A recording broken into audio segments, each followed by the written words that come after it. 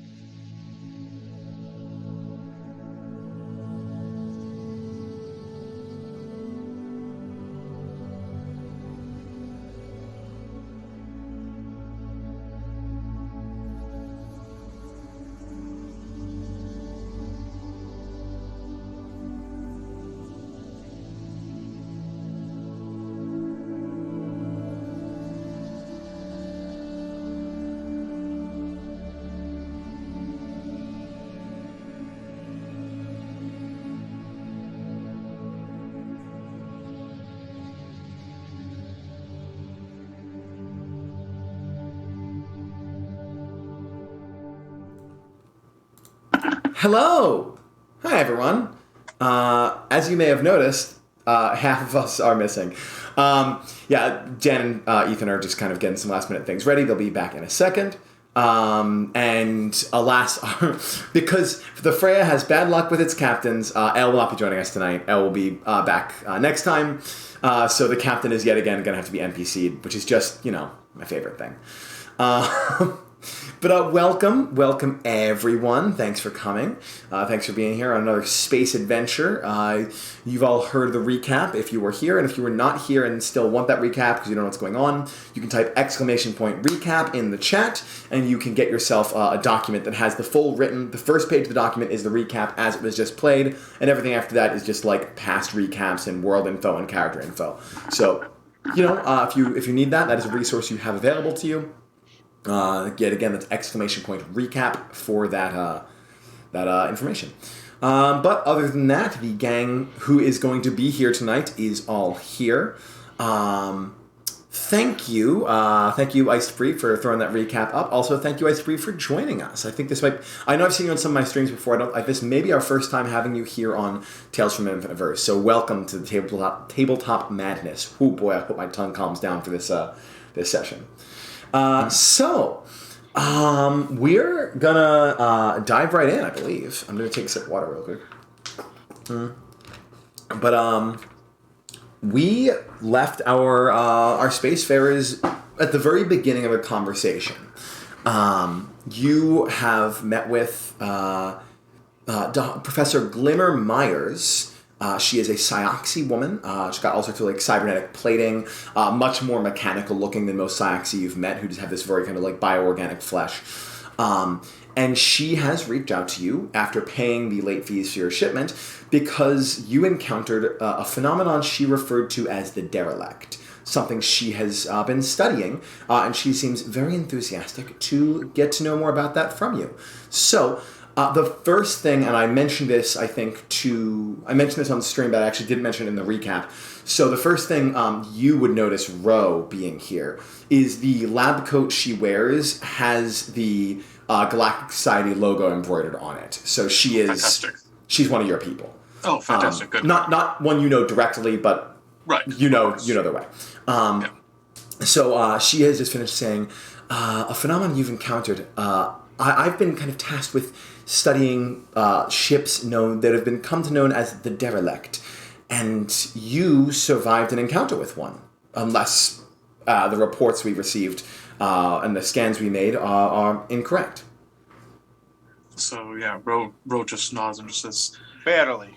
Yeah, survived is by the skin of our teeth. It was we didn't get much in the way of readings on it before it actually before we had to flee it.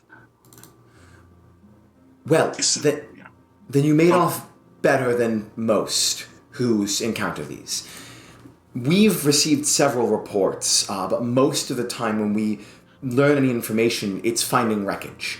The derelict are incredibly dangerous, as I'm sure you noticed, and most people who encounter them don't survive. We have raked in a few ships. Some we only suspect are derelict. Some we actually have footage. We've managed to retrieve black box footage from starships that show the same situation happening.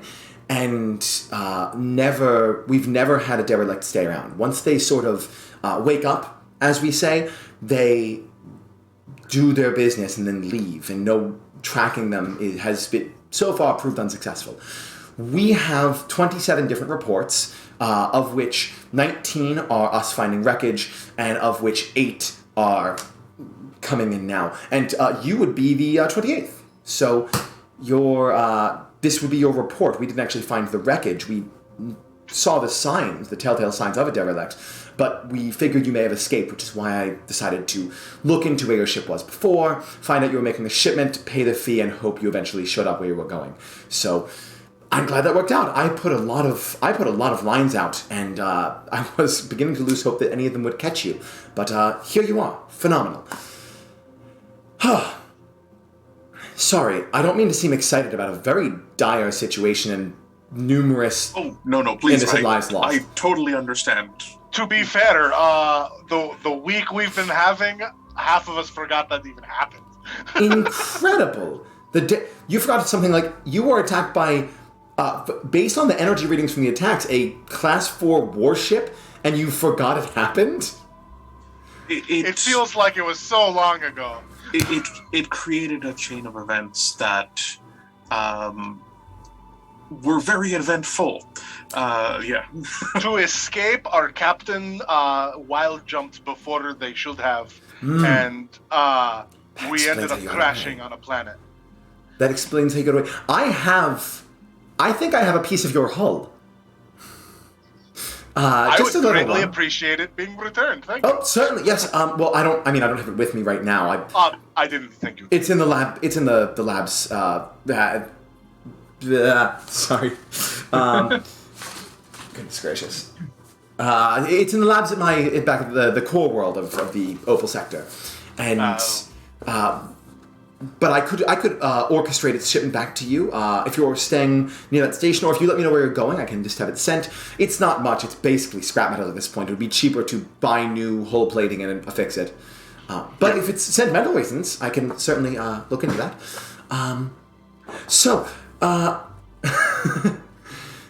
Basically, I would like to know if you learned anything about this. I'd be fascinated to know it. I would also like to share what I know and give you a bit of another proposition, but we'll go one step at a time. Is there anything you learned about this phenomenon that you think might be of use to us?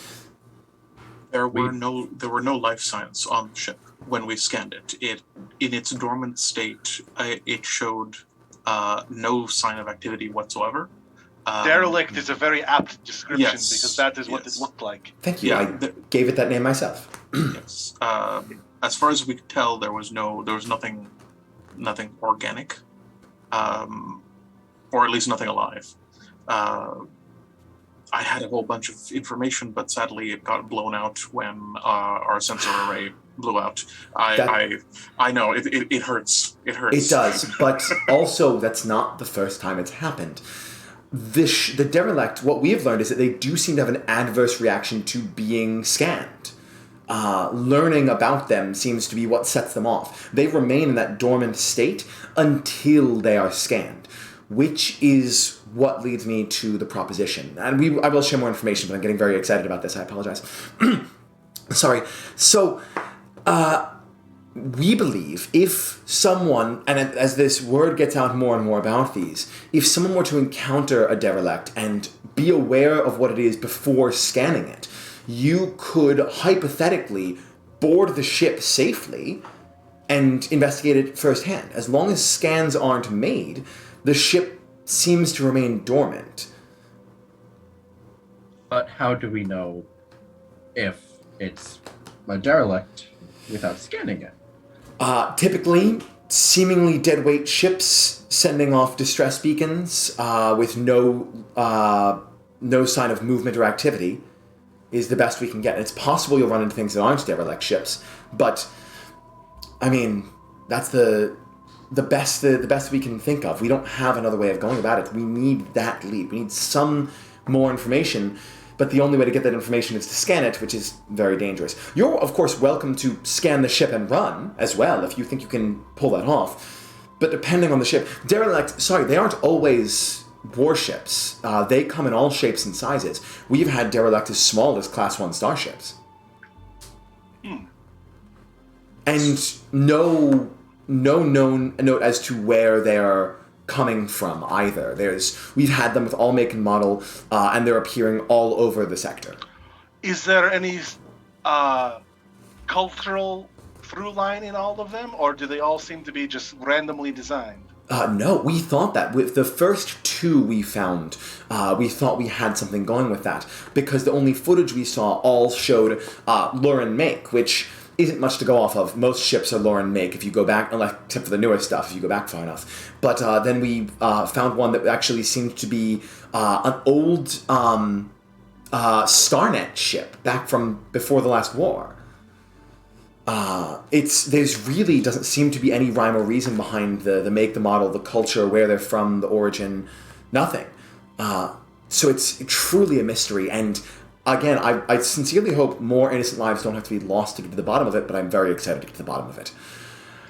Understandable. The question is, do you have a line on where one might be? We've been inputting the coordinates into various algorithms. I've been working on an algorithm to try and predict patterns, but there's been nothing yet. I would either need more data. If there's a pattern, I need more data to find it, and if there's not a pattern, then, well, here we are. However, what I can do is send you a sort of two-way communicator, long-distance communication from my station to your ship, so that if I find anything, and you're close by, I can send you there, and if you find anything, you can let me know. I have a couple of crews I've made this sort of deal with that I have out there searching for me, and I figure the wider a net we cast, the closer we are, the better luck we have finding it. That sounds like a amicable agreement. One thought, I'm not sure if this has been thought of. Could these derelicts be infected somehow? Whether it be a biological agent that we are unaware of, or a technological one that it takes the ship itself. They assume the number one assumption was nanobots, and the number two assumption was artificial intelligence, one of which I'm researched in and the other which I'm an expert in. I'm an artificial intelligence expert. It's kind of my whole field, which is why they sent it to me. And in what few scans I've done, I've managed to rule out it's not a Cyoxy, it's not an artificial intelligence. We have ways of checking for even those things, or even the presence of one that was there. And we've checked wrecks where there were derelict and received no trace of anything like that. It could be nanobots, but nanobots, the gray goo concept has been... We've had redundancies for that for ages. If it were nanobots, there would be easy ways to shut that down. EMPs and whatnot. There's always ways around it. I don't... EMPs? Why did we think of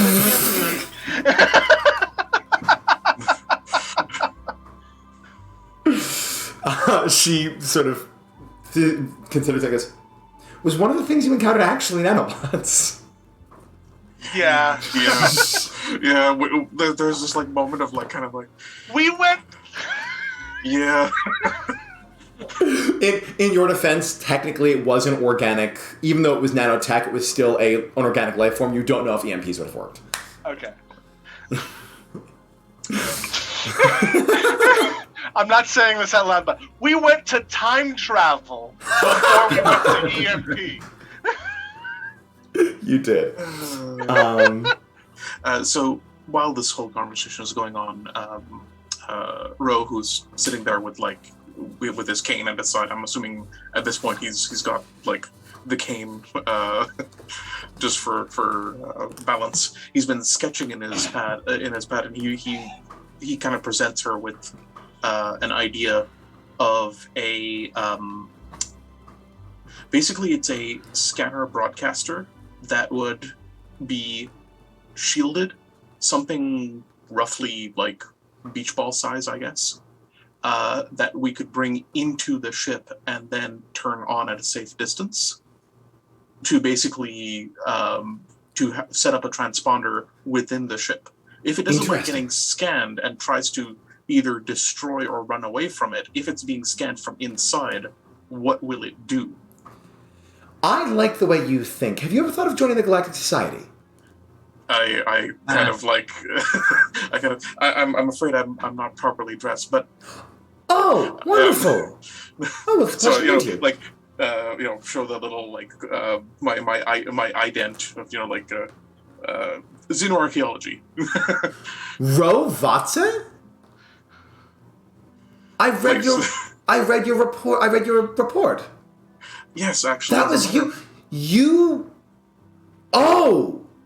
She puts some pieces together as she gets that name and goes, so the chain of events, you escaped from a derelict ship and then immediately encountered what was considered to be the universe's most dangerous predator. Yes. That is correct, yes. That's a run of luck. Yes. Fascinating report. I wish I could have met the thing myself. That wasn't even the end of the week. Yes. As it turns out, that was the Penra was the most amicable thing that we've encountered.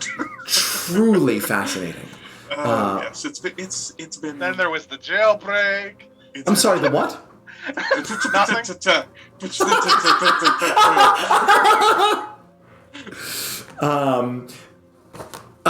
second. Halifax, at this point, is going to chime in and be like, it's fine. The person we jailbroke is no longer on the crew anyway, so it doesn't matter. So kind of bitterly. She goes, listen, I'm not going to knock on you. It's fine. You are all, as far as I'm concerned, far too important to me, both as fellow scientific researchers and also a potential lead towards the derelict. So, secret safe with me. We're all good. All right. Well, I don't know about that whole transponder thing myself. It was an idea. I personally think it's a wonderful idea. It sounds like a good idea for me, yes. It still means that's kind of what's making me slightly less. No, I'm joking. Just because I'm not a member of your fancy galactic society does not mean that I am not a highly intelligent being. It is. It's very true. It's very true. No, Who helped us get out of the living maze? I'll need to hear all about that one. I'm currently. That's what the nanotechnology came. Yeah, I'm currently writing that report, and I will say that the whole nanotech maze was actually probably the closest that I've gotten to almost wanting to stay in a dangerous situation just because of the archaeological aspects of it. We've all been there. But no, absolutely fascinating place.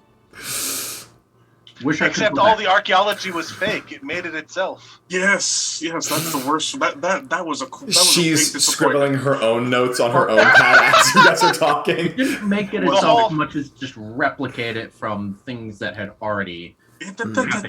Don't ruin the punches of my reports. I try to make these things entertaining. Spoilers. Fantastic. So she says, all right, well, I could talk to you all for eons, and if you ever do find yourself on Oparia, which you guys would know is the Opal Core world, I do have a lab there, and I'm stationed there at the moment, so feel free to look me up and come by. I can set you up with lodgings. I can make sure you have a place to stay. I don't have an unlimited budget, but I have been given quite a budget given the rising threat of derelict and how it could affect anyone. I have quite a few interested parties who want me to get to the bottom of this, so I have some funding. Terrific. I know, it's a rare thing, funding. I I have funding of note, but also I am making bargains with passing starfares to try and find it. So it's a give and a take. I don't have a lot of funding. I like your broadcast transponder idea. I might whip up some blueprints for something like that. It would still require a manual deposit on the ship, which would also give. Oftentimes, there's things that the eye can perceive that any recording device would miss. So a mix of both worlds would be good. Yes. But I'll see what I can do about those. I will need to. Right now, you can contact me. You have whenever you have a station with a long-range kind of communication beacon. But otherwise, you'll need to. I can work on getting this device so we can. I have the device. I can work on getting it to you if I know where you're going or where you're going to be in some time. I can get that shipped. I can charter a CCC ship. It should be fine. All right. For you, Doctor. Of course. Have you thought of the derelict ships as shells of Cyaxi who have departed their body and gone into a system otherwise? She already said it's not Cyaxi. But she holds her finger up to stop you as well, Talon. It's a similar thing, from what I'm saying. Yeah, speaking from personal experience, both Cyaxi are unique in their biochemistry, in that they can confuse with electronics. They can upload themselves and download themselves as needed, and when they lose control of that is when you get what you're talking about. Some of us call it psi madness. There's not really an official sanctioned term for it because it's incredibly scary and we don't really like to address it for the most part. I do, of course. I love addressing terrifying things. But to that end, even if psi madness were to be experienced and Cyaxi were to leave their body and lose control and exhibit responses like this, they would still be biologically identifiable as a Cyaxi with the proper readings and scans. And that's what we have been failing to see. Not quite what I was thinking. Go on. Because you have to at least maintain some level of connection to your host body while you're inside a system, correct? No. That's a common fictition. Technically speaking, you don't have to. It just leaves your host body completely defenseless if you do that. If you don't have that connection, you can still come back to the body if it's protected.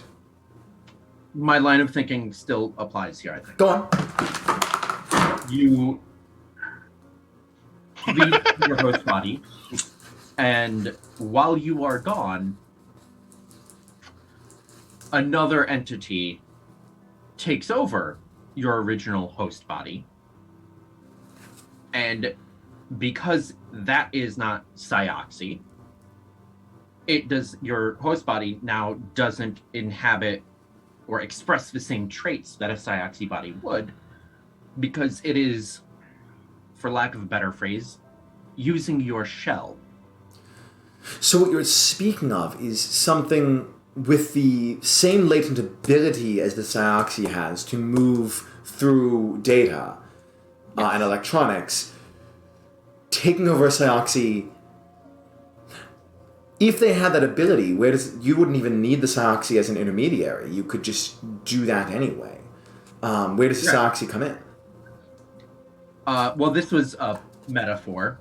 Fair enough. That's fine. I understand that. But the idea being that the inhabitants of the ship, something happens to them, whether they're still on board the ship or not, and then something inhabits the ship.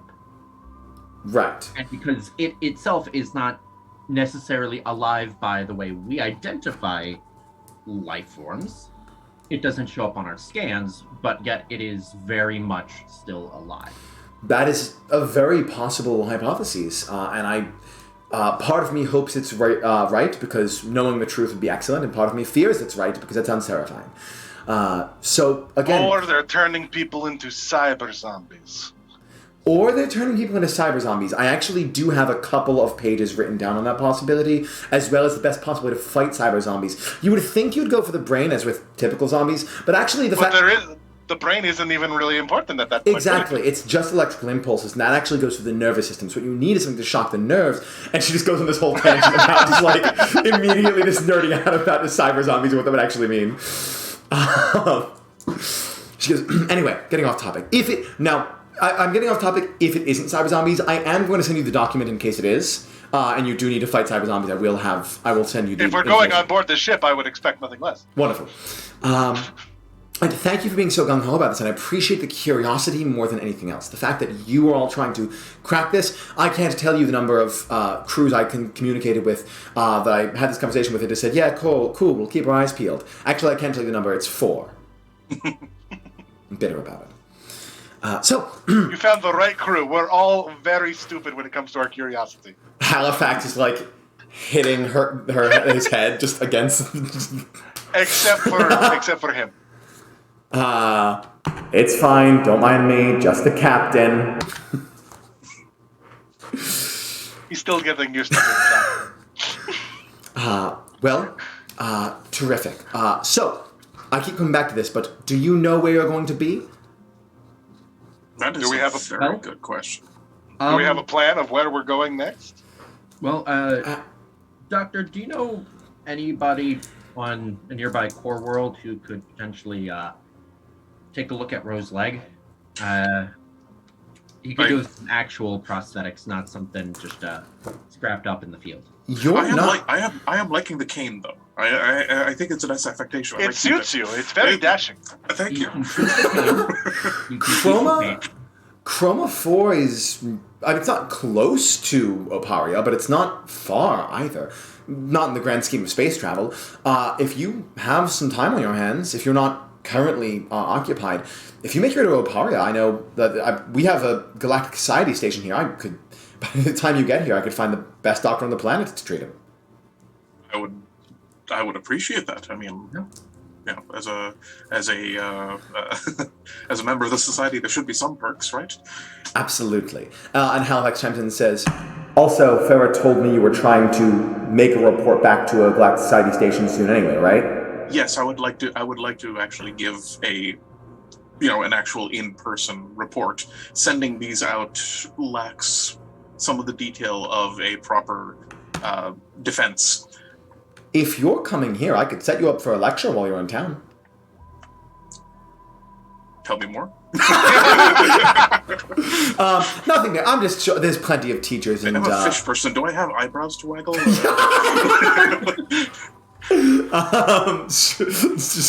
I'm trying to imagine how that would work. It's like little gills. Technically, you don't have gills. You just hold your breath for a long time. Anyway, we're getting into the biological semantics of this world.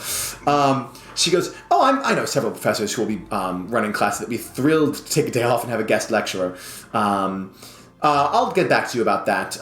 Tell you what, if you're going to be coming here... there should be a couple of other stations in the way that you can stop by, just fueling stations and things that have transmitters. So just when you swing by Zygar 6 should be the next one with the transmitter. Just let me know. Give me a timetable for when you're arriving. When you swing by Zygar 6, and if it's going to be sooner than that, I know for any reason that's fine as well. Just we'll figure it out. Absolutely, I will. Wonderful. I will begin writing an actual proper. Proper lecture because going to stand in front of a blackboard and everything. We actually we have holographic emitters. Yes, we have 3-dimensional, 4-dimensional. It goes. Look at you, all fancy like. We have the Galactic Society. It is our job to preserve and spread the intelligence about the multiverse across the multiverse. We have where others hoard tools and guns and cargo, we hoard intelligence, and when I say hoard, I mean spread to as many people as will listen. Yes. Gather it up and drop it on people's heads. Forcefully, if need be. That tracks. Wonderful. I was always a more hands-on learner. hey, there's a place for all of us. Someone has to do the hands-on learning so the rest of us can write about it. Somebody has to stick their finger in the socket. Exactly. I've done that. I should go. I have work to attend to, and I'm going to start looking up both teachers and doctors to connect you with when you arrive. Thank you. Thank you. It was a pleasure meeting all of you, and I hope to meet you in person fairly shortly. Afterwards, unless there's something that happens right away.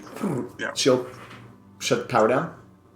I do want to talk to Hal about, and I actually also both of you guys actually about suggestions for what I should have installed, because a single cybernetic leg as a prosthetic is fine, but there's an opportunity.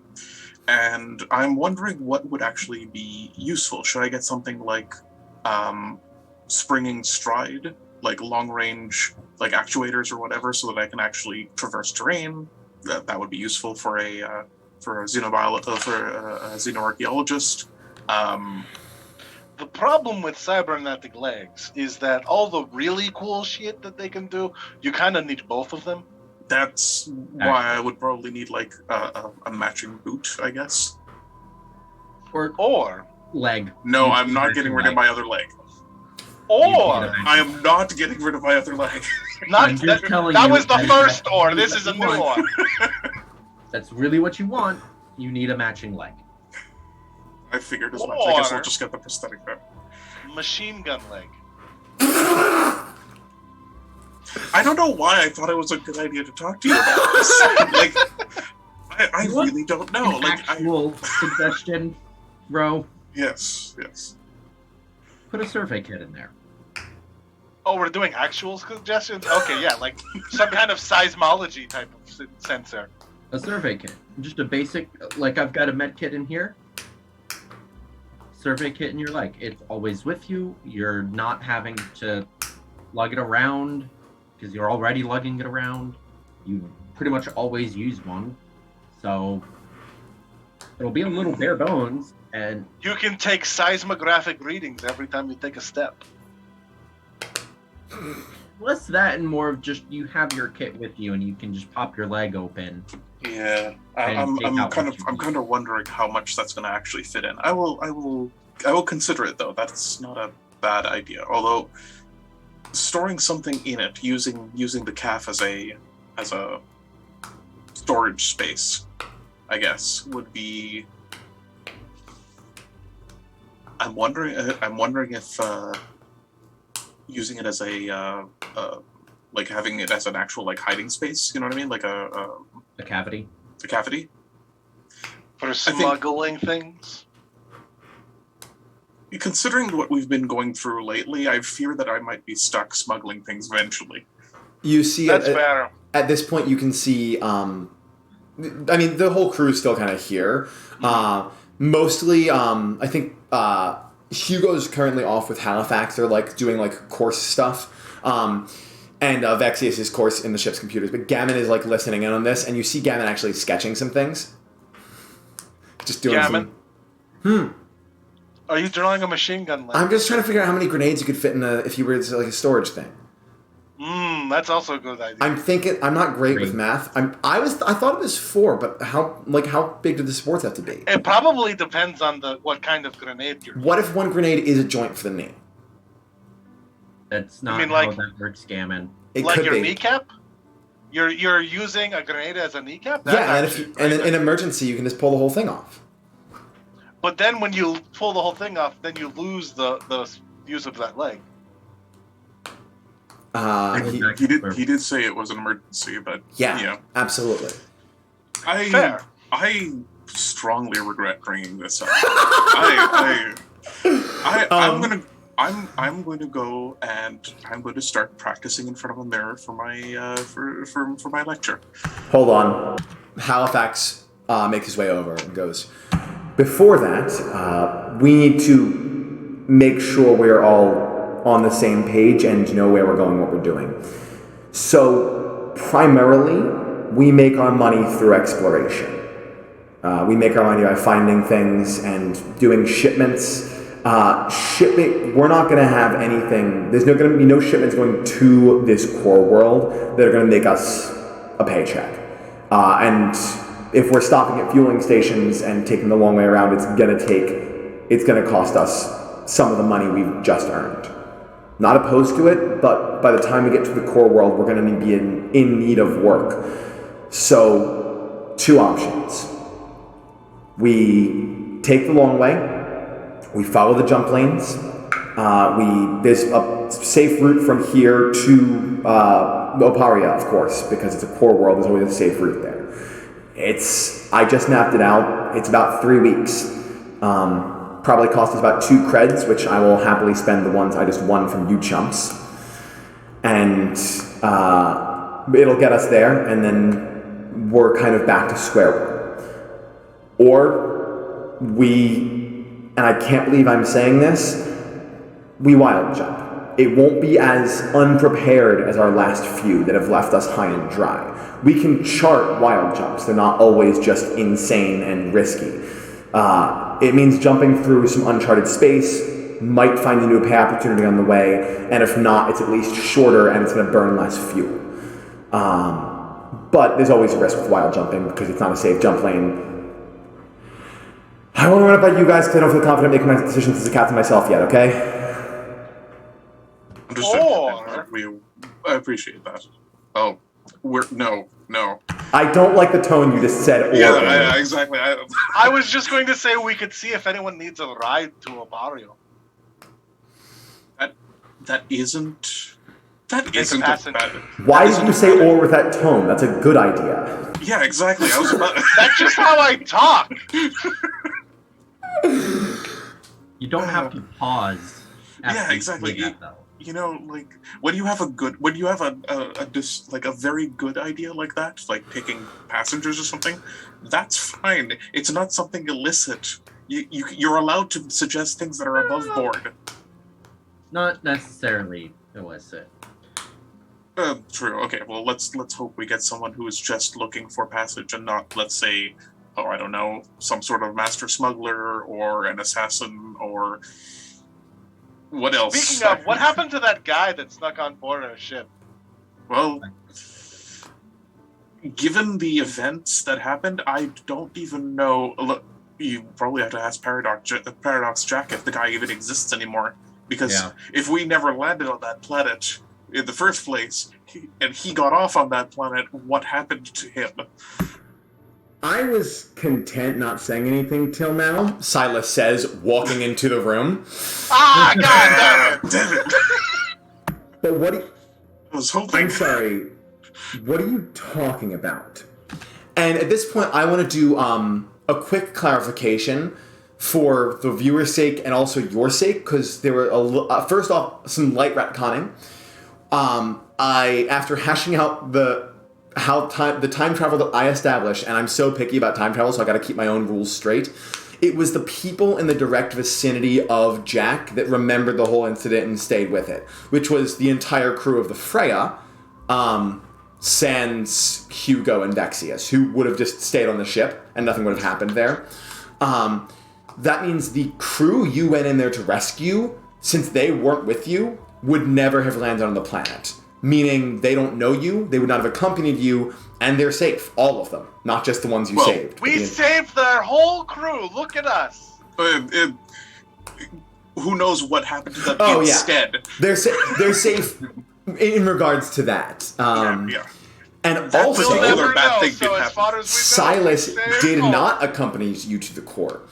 Silas, you don't know where he went, but he apparently went far enough that he now looks confused because he doesn't recall anything. He recalls you guys landing on a weird, barren planet and then taking off again with no recollection of anything else because he was not there for the... Silas. Yeah, it quite literally does not matter anymore. Kind of narrows his eyes at you and goes... When people say things like that, that's usually because someone's been disappeared, and that's usually not a kind of thing I tend to not worry about. Disappeared through time travel. Don't. That's just going to create more He already questions. didn't understand what we were talking about. Yeah, exactly. I understand the concept of time travel, I just don't believe you. That's a really wild excuse. Halifax cuts in and goes, look, it doesn't matter. The captain you had to deal with is not on this ship anymore. I'm the captain now. I'm still willing to take you to a core world or any civilization if you behave yourself. He sort of squints a little bit and goes, core worlds have a lot of heat on them. I would prefer literally anywhere else. Well, I mean, we're here. This is a space station. I'm not going to stay with my life on a space station. You said anywhere else. Before I said civilized, anywhere else. I said civilized planet. You guys know what I meant. Don't be assholes about this. I forget what the original deal was. That was like forever ago. Halifax says, we're looking to chart a course right now. If you'll excuse me, I'm going to finish discussing the plan with my crew, and we will find a place to drop you that is in a core world. So, shut your mask down and calm down. Silas, gives him a kind of furrowed brow, shuts his mask off and walks out of the room. Halifax turns I like back the to fact that the furrowed brow was part of the mask.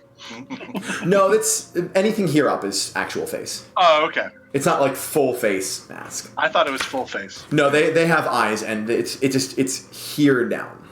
Okay. So Halifax turns back and goes, other than Silas, I don't hate transporting people. I do hate transporting Silas.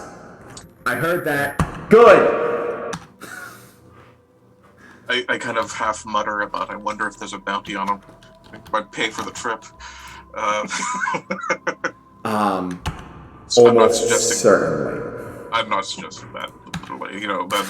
That's poor form. That's poor form. However, if we ever take on the job while he's not already on our ship, fine. Yeah. Getting back on track, though, I think that if we can't find anybody looking for passage, then wild jump sounds like fun. Fuck it, I'm down.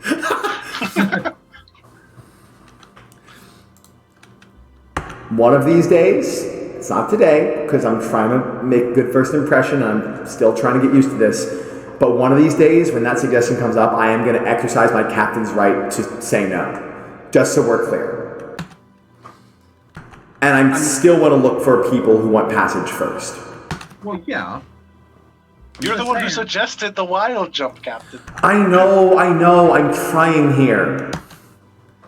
We need to make money. Out of character, you have a very good L impression. I'm trying my best. It's easier. That was very good. That last line was. It's easier when I've been playing with someone for a long time to just kind of nail their character, and especially in scenes when I don't have any other NPCs to play. Yeah, that was real good. That was so.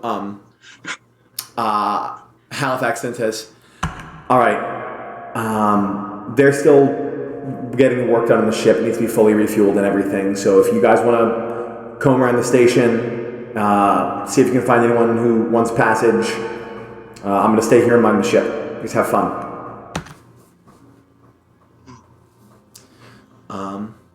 Yeah. What do you guys want to do? I would like to go out and find a communication hub of whatever.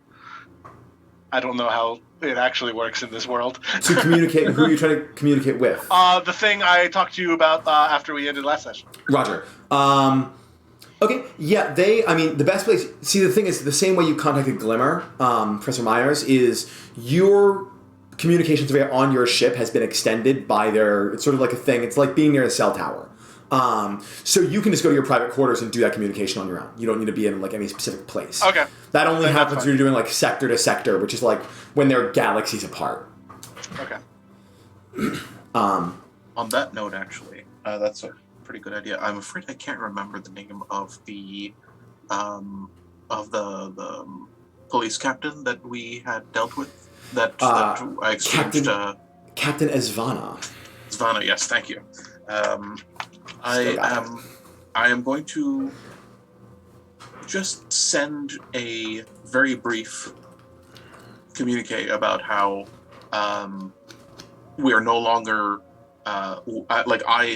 this is just like from as if I'm from a personal standpoint, no longer with Farah or whatever, but that I am looking into sightings of uncrewed ships that are attacking that are attacking lanes. I'm basically trying to ping her to see if she has any information that hasn't been shared with the Galactic Society. Okay. Oh yeah, I'll also add that to my inquiry. Fantastic. Sweet. I'm going to do these one at a time, but Dan, do you have anything you want to be doing while they're off communicating?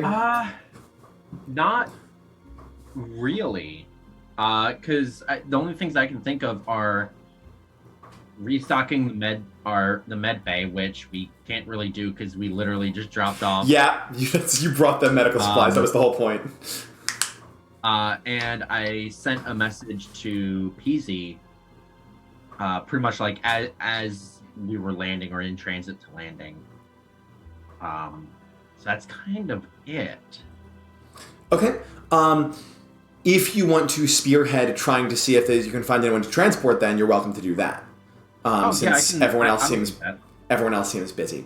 Also of note, it's rare when there's like a station that's like out in the middle of nowhere, and this is no exception to that. There's plenty of other like planets and stuff that are a stone's toss from here. So if there's other if you can't find what you're looking for here, there's a high chance of you to find it on somewhere nearby, safe jump lane, like one jump away, before you do whatever you're going to do, either a long trip or a wild jump. So let's go through these one at a time, starting with Ro. Ro, you send that missive out. Are you actually trying to open up a line of communication, or are you just sending the message and calling it a day? I'm sending the message as a correspondence rather than an actual expectations of them to get back to me right away. It's more, I am looking into this. If you have any information, I would appreciate return on that, because it's important, and that kind of thing. So I'm not expecting her to get back to me.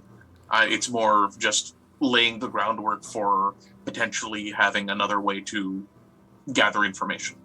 So real ballsy to expect her to help us at all. Can you do me a favor? This is not traditional in any way, shape, or form, but I am going to have you make computers as intellect, we said? Or as computer... Yes. Go ahead and make an intellect roll. Flat intellect roll. I'm not going to tell you immediately what it's for. The results of what it's for will be in... I cleaned up my desk. My dice are gone. Oh, no. Oh, no. Where did I... I'll be right back. Give me 2 seconds. I'm very sorry. You're so good. Actually, while we're doing that, Talon, how much of what you are doing do you want to say on camera, and how much do you want to be stuff that you just say you do and then we do it? We can do as much as we want on camera. The audience can know. So you are typing up your report. It includes the most recent adventures you've had, your encounter with Paradox Jack, yes? Mm-hmm. And now a request for the derelict, information on the derelict ships. So yeah, I was requesting information on Jack and now the derelicts. Cool. Sean, I'll be right with you. Make the roll and I'll come back to you. And you send that off. You aren't going to get an immediate response. That's not how this works. But I would like to do some off-camera work for a moment. As we see somewhere that we've never seen before. We see this sort of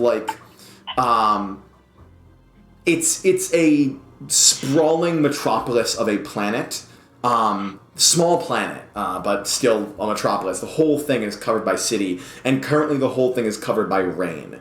And we sort of follow a camera in through, like, the 33rd story of a 112-story building, as it sort of, like, just moves its way through some halls and into what appears to be a nice but very small apartment, and then in through, like, past, like, the eye hole of a painting that's like there's like a paint artwork of like someone, and like through their eye hole we can see like a little like peephole that leads into a secret second apartment, which is much bigger, the door of which is boarded up from the hallway outside, so the only way through is this painting, and we see this like tech setup, this huge sprawling array of computers and sensors and gizmos and gadgets and correspondence. There's like a vintage fax machine in the corner that like papers are being printed out of. It's like it's a madhouse of a collector's place in here, and we basically see in the midst of all this a communication device kind of light up with your message,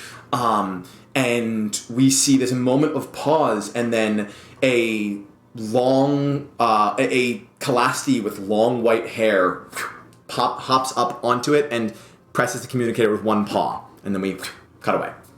Just wanted to show a little secrets, get some secrets out there. I made the mistake of glancing at chat. I'm so happy I did. Ro, Yes. How we do on that intellect roll? All right. So that 4, 6, plus 2, 12. Fantastic. You send this message out, and you used, when you last sent something to like your people, you actually talked with Halcyon about his like encrypted channel thing, and whether it's instinct or actual intuition, you basically go through that. It's the fastest way of communication you have, and to that end, we yet again cut away, and we see, as you send this missive off, we see the desk of a very stoic kind of like captain. We see Captain Isvana, the Lauren captain, who's currently shipbound. She is on a starship, so her desk is actually it's at like a helm, not really a desk, I guess. And she's kind of going through and sort of minding things. The message comes up, and she sort of swipes it away, and then sees the name and quickly goes back and like taps through it and like scrolls through the message. And she turns over to one of her crewmates and goes, "Track this. Find where this message came from." And they start to try and do so, but are unable to. And she just sort of leans back and kind of like looks at the message and glances to a screen to her left where there is not an image of Freya. There is an image of Halcyon. And we're going to cut away from there since they're unable to find you with your intellect roll. Cool. Setting up some things for the future. Halcyon, you are heading to the station, yeah? Yeah, just gonna, I guess, like, start out by, like, the dock area. And basically ask around and see if anybody knows anybody who's trying to get to the core world. Sure. For this, why don't you make a just influence roll? We're going to do flat influence. I guess this would be a face adversity, but it's not really like a face adversity, just sort of a see. Let's see what we can find here as you do some asking around. Assessment. I cannot find music I like for this moment. Wait, You're fucking kidding me. there we go. How'd we do? I rolled 2 6s. Oh! 11. There was, whenever anyone has a reaction like that, there's only 2 possible directions that could be going. Yeah. Yeah. Yeah. So that's an 11. Cool. You're asking. Yeah, I was expecting to get stabbed. You're asking around, and you find one of the because obviously, if you're looking at people coming in and out, you're going to talk to the docking crew because they're going to know everyone and where they're going.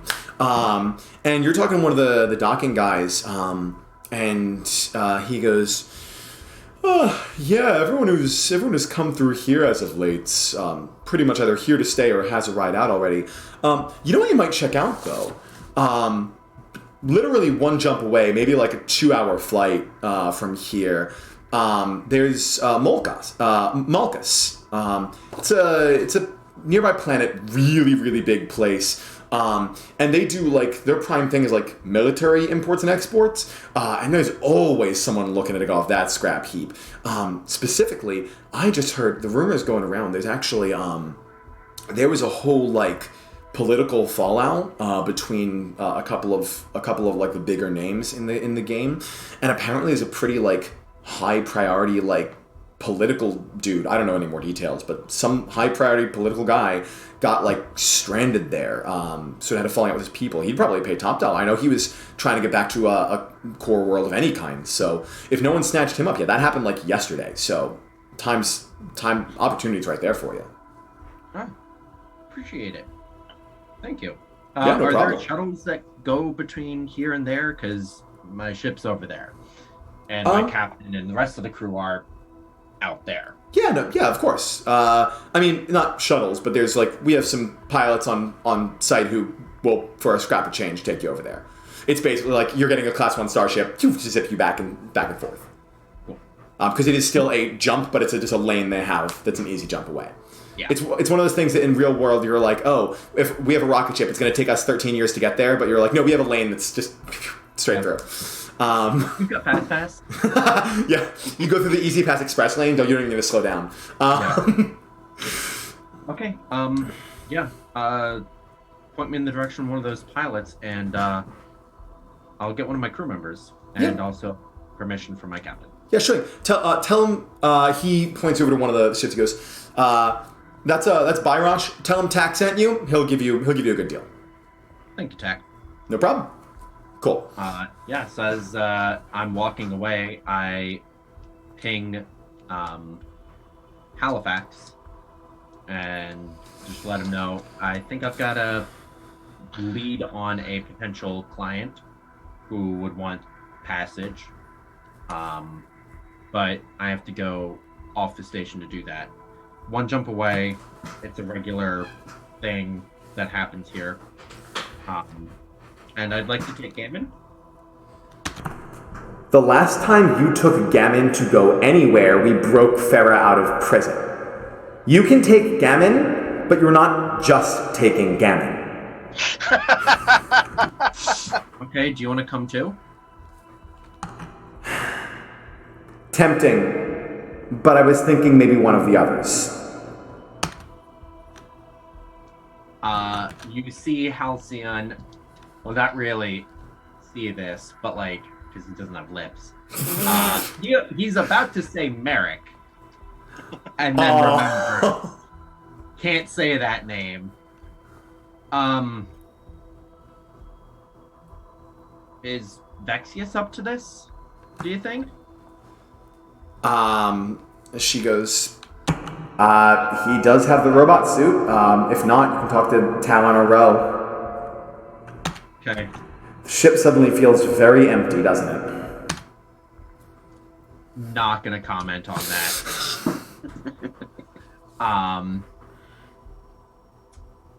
I tell him thanks, and then I head aboard the ship and go to VaTze's room. Cool. You head over to VaTze. VaTze's room, or you're just like saying, "Hey, VaTze," from anywhere in the ship? To his room, because I don't know specifically that he's in there, but I know that he's been kind of more withdrawn as of late. That's fair. So I go to the one place that none of us are allowed into. Okay. So I go there and I just knock on the door. The Hey, ship intercom chimes up. Yes. Oh, you're out and about today. How are you feeling, VaTze? I've been better. I've been worse, though. So, all told, it's all fine. I just wanted to sort of monitor the ship systems while they were doing repairs and everything. All the nano incident has me on edge, so if anyone's going to be going into our ship and tweaking, I just want to be aware of what they're doing. But I'm all right. They're doing good work. A bit slow work. Talon works faster, but hey, here we are. What's up? Well, I think I know the answer already, but I was wondering if you'd like to suit up and head off station with me and Gammon. There's a military, like a heavy military planet nearby. You had me until Gammon and heavy military. That can't be a good idea. See, that's why I'm bringing him. He needs a win. That's so sweet of you, Halcyon. Go ahead and give me another influence roll. VaTze is not in great headspace right now. Yeah.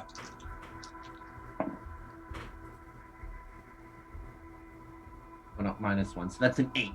8. He's going to say, Listen, not to make it a party, but I don't mind going if you want the extra support.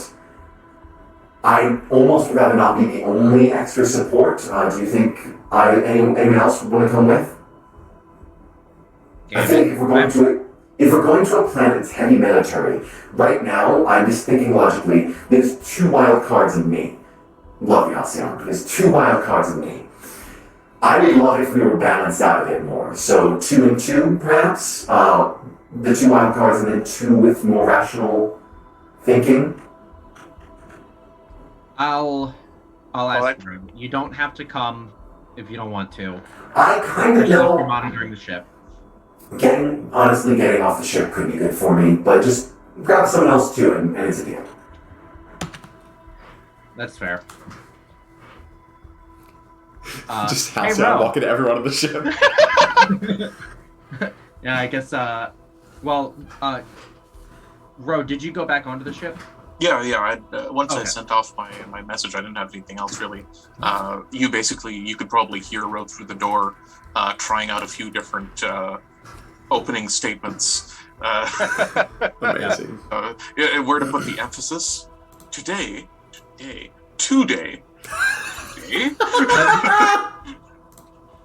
You hear over your personal comm, "Hey, Ro, suit up for going off planet or off station." All right. No questions asked. Terrific. And then Ro finally- suits up, gets into his usual crisis suit. Steps outside and is like, "Nothing's on fire though. That's good." And I imagine I'm just waiting there, just outside your room. Come out. Yeah, I come out. I look down the hallways. I'm like, "No emergencies." Nope, not yet. But I have a lead on a potential client who would want to get off planet. They're just not here. They're out there. So. Fair enough, and this ship is not able to go out there yet. So I start walking. So have you lined up passage?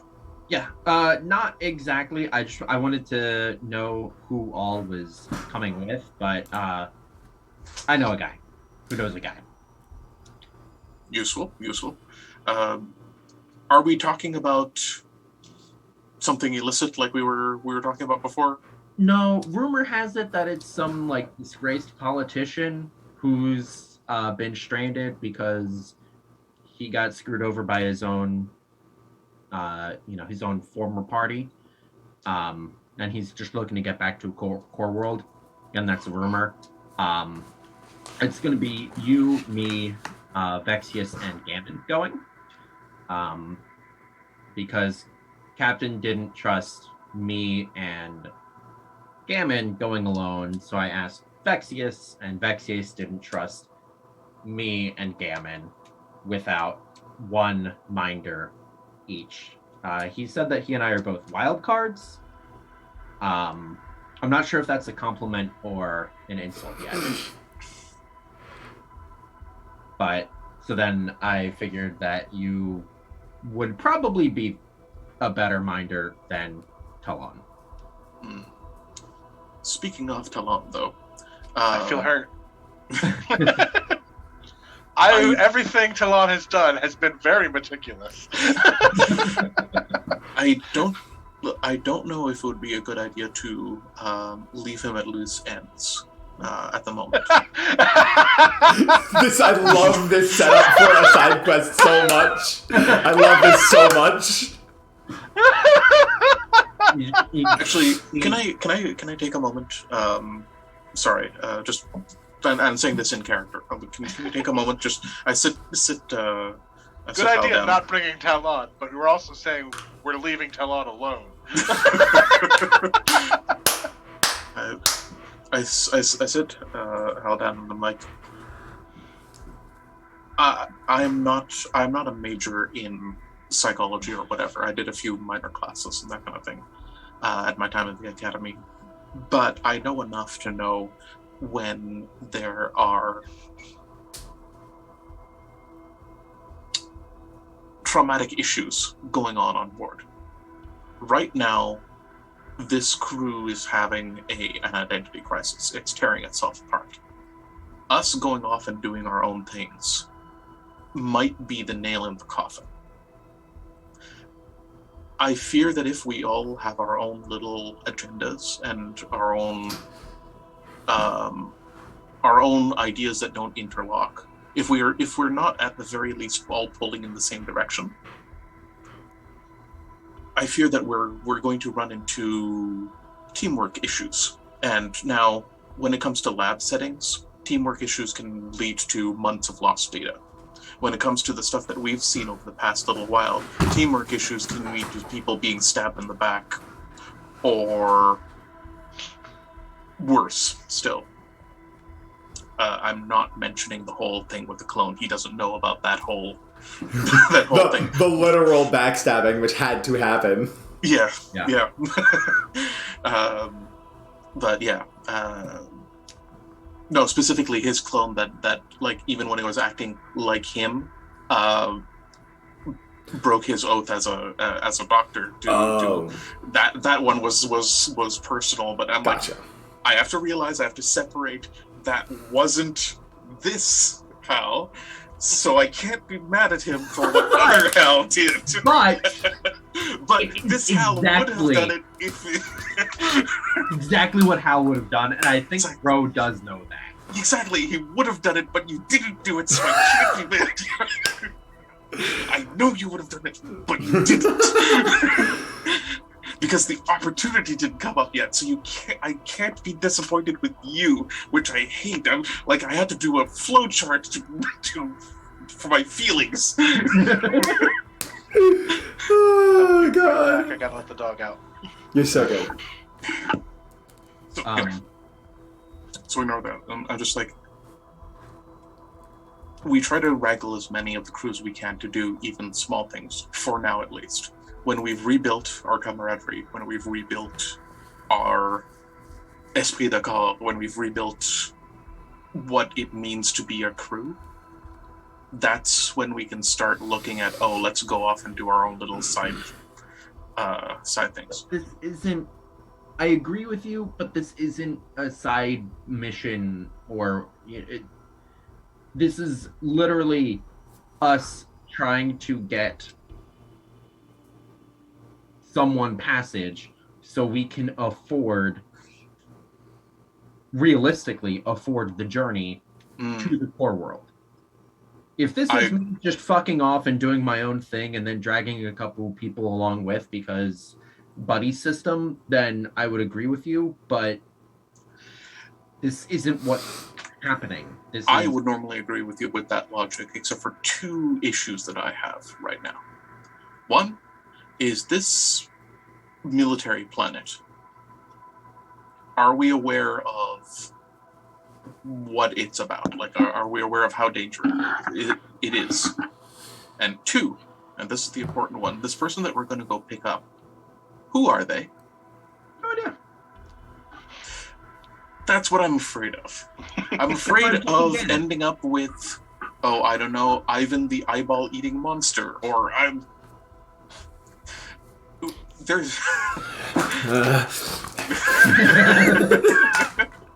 I mean, that's... Bro, What I'm about to say is going to sound very mean, and I don't mean it that way, but there is a world beyond the books where you just have to take a risk like this. There. You know, the books are a great building block, they're a great start, but going out and actually living is different than how books work. I know. That's why I've been going on these insane adventures with you people. Do you think I would rather be like if I was just about the books, I would be at the academy in a nice climate-controlled area with the correct level of humidity instead of here. But instead I'm here. But sometimes people just need to hear what they already know told back to them. When you hear it with your internal voice, you tune it out. I know you do the same for me. So what you're saying is just let's just do this and without thinking of the consequences. No, that's why I have Gammon. Gammon is consequences. I'm honestly so bad. Well, yes, obviously. VaTze considers he and I, or them and I, wild cards. So, obviously, there's consequences to everything. Whether we bring Gammon along or not, or whether I go along or not. All right. By that logic, so am I. Let's make this quick, and I'm just hoping that either,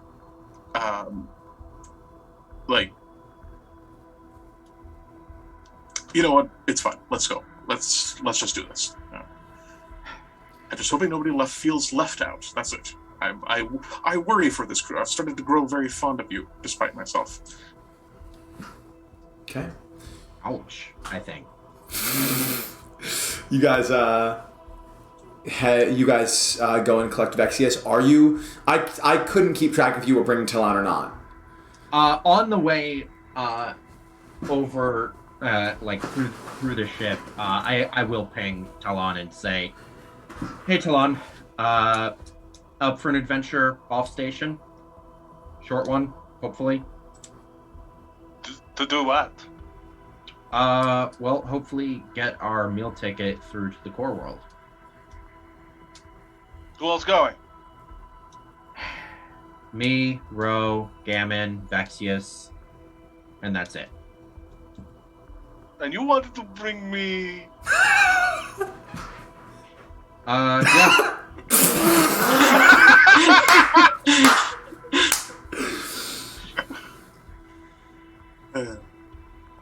You in?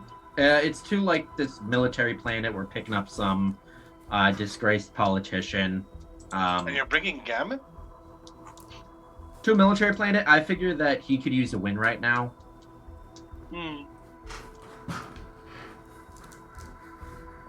I guess I'll come along because I know you guys are going to need me to bail you out like you always do. What? All right, cool. I'll meet you down at the docks. I left a hand out. He's not you. There are more than one people who need a win. Just. I'm always winning. You've now told everyone except for Gammon. You haven't actually asked Gammon on the mission yet. Uh-huh. So the crew sort of comes together, and Gammon. You find Gammon in the mess hall, sitting at a table, looking a little. That thing where he's not sad, he's sort of spacing out a little bit. There's 4 iron rods on the table, about yay thick, yay long. You don't know where he picked them up from, maybe just scrap from the engine room or something, but just kind of. He's looking past them, not at them right now. Hey, Gammon. What's up with those rods? Oh, don't worry about it. What's up? Huh. You wanna go off station? I'm not really in the mood. It's a military planet. Let's go! He gets a new I'm gonna get a new gun. He's just jogging to the door. You're Gammon. He stops, goes back, grabs the iron rods, and brings them with. What are Gammon? I know. I was gonna try to find a way to, like, attach them to my legs to practice walking funny in case I ever lose my legs and I have to replace them with prosthetics that are filled with grenades. Okay? Gammon. Yeah. Okay, baby. Don't ever Stop by change. the med bay. You and I can work through that. Okay? Yeah. Yeah. Thanks, buddy. I'm not actually gonna saw your legs off though. Yeah. He walks away.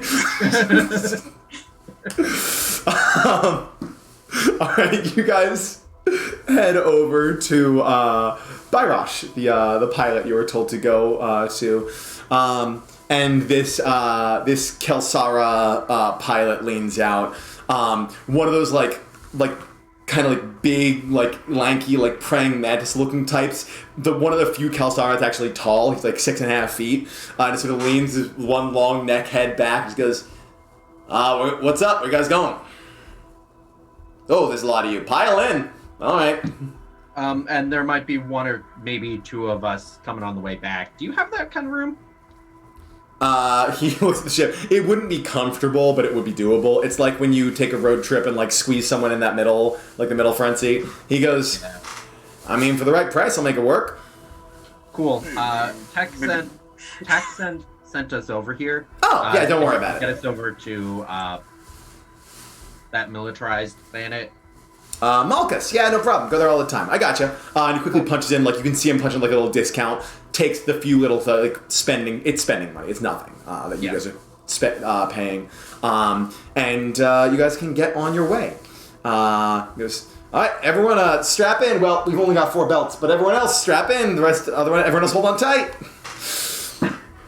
It's not even a space minivan. No, There's 5 belts. All right. Sliding door. Bing, bing, bing. Yeah, they're just gonna shut the airbags off. It's fine.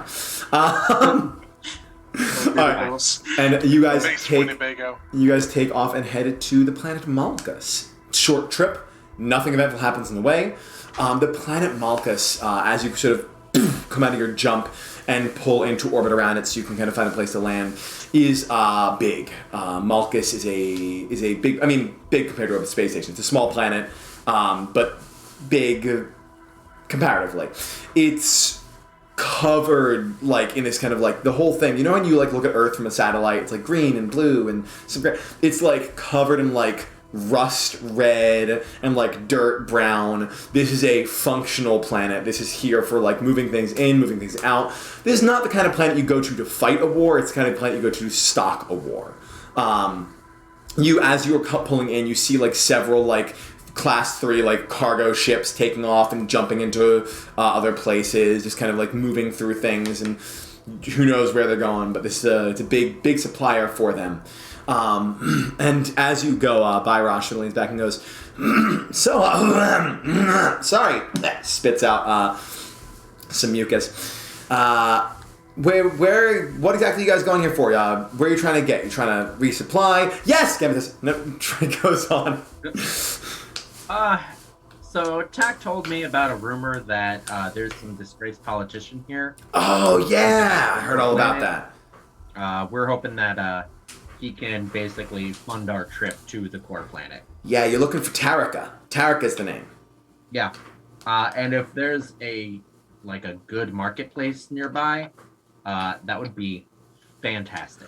Probably going to be one and the same. There's factories and stuff, but I sincerely doubt a politician's going to get involved in all that nonsense. So, well, I'll get you to sort of like the district where travelers come through, people looking for like more individual supplies. You're going to find some bars and some hotels and stuff like that, and you probably are going to find Tarika. Look for the nicest one, and there's not a lot, but whichever one's the nicest, and you'll probably find Tarika there. Cool. Thank you. Yeah. And do I have access? Do I have sector net access at the moment? For what? For what purpose? Oh, I want to basically pull out my data pad and look up what is known about Tarika, because since it happened recently and it seems to be in the public news, I would at least like to know why they are disgraced or what happened. I'm gonna say when you get on planet, you should be able to get information. Which is you land on planet. So yes. Bray's killing it in chat. I'm so sorry. You get on planet, and you see. You pull out your pad, you connect their network and everything, and you find the local news. I don't think we need a roll for this, honestly. I think you're right. It's local news is easy enough. They do mention... you managed to find out that, like, basically, like, the equivalent of paparazzi have found Tarika sort of, like, in the vague district that you'll find them in. But there's not a lot of information otherwise. I lied. Let's do a quick roll. Go ahead and make an intellect... this is going to be an assessment roll to see what you can glean from various news clippings and All right. What's rumor, what's fact, so on and so forth. That's 1, 6, 7, plus 2, 9. 9? Okay, so no data point, nothing too special. Go ahead. I'm going to say there's a couple of key facts you could be looking for. You could get a precise location, like where they were last seen. You could get what they did to be disgraced. Or you can get this, other vaguely useful information that might come up later. I'm going to go with what they did to get disgraced. So Tarika was sort of, it was a small-scale thing. Big scale for the area, but, in the grand political scheme, they weren't working for, Celestial Cargo. They weren't working for United Multiverse. They're not one of the big names. It's just sort of there's this sort of star system not too far from here, all things considered, that's a bit of a place of warfare. It's all small scale stuff. It's not class 4 warships. It's just sending cruisers to each other, ground troops level stuff. And basically Tarika is was one of the generals, was kind of in charge because of their political standing. They're actually listed as General Tarika here before anything else. But they were part of apparently some actual royal family. They're from the Tarika family, so they were the general that was kind of appointed, and basically made the decision to. There was a call that was being made to effectively raise an entire city, carpet bomb style, just destroy to gain a tactical advantage, and Tarek was no, absolutely not. We're not there's innocent people there. It's it seems to be a very moral decision that was made to protect these people. But the family was well, now you cost us a huge months of warfare and more innocent, more soldiers of ours dying. So they're no, you're not in charge anymore. We're getting you out of here where you can't make dumb decisions like that anymore. We're taking your power and sending you off here. It's written off as a strategic decision to send them to Malchus to assess the new military, and it's all garbage. Oh yeah. It's okay. Well, I relay this to the rest of them, and I'm personally I'm a lot less reticent about providing services for this person. Now, had it been the other way around, where he was the one who carpet bombed an entire city in order I would be let's turn around and head right back out. No, it actually seems let's get Gammon his gun, and then we turn around. This seems to be one of the few good ones, all things considered. Yeah. All right, fair enough. I can't say I disagree with his decision. So. Okay, great. As you go on that information, you can head off towards the district where. I've said Tarika so much it stopped sounding like a word. I had to double check that was the right thing. Where Tarika was last seen, and on that note, I think we'll take a quick little break. Yeah, take a quick 5. Cool. We'll be back soon, guys. Cycle fluids. Woo, fluids.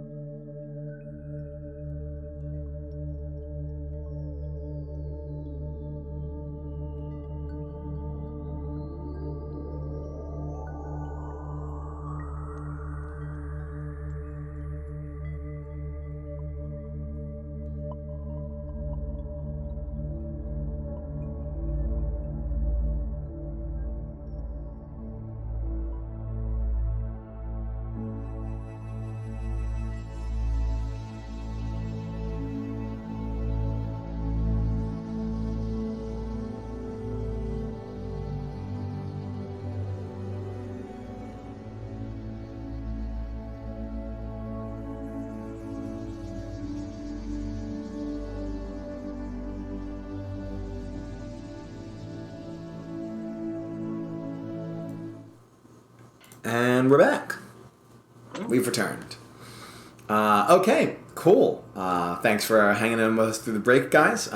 If you are just joining in more recently, you can't get a recap for what's happened in this episode so far, but you can get a recap for everything else by typing exclamation point recap. Otherwise, we're just going to carry right on, because we've got a fun new planet to explore, and I wish I'm going to do...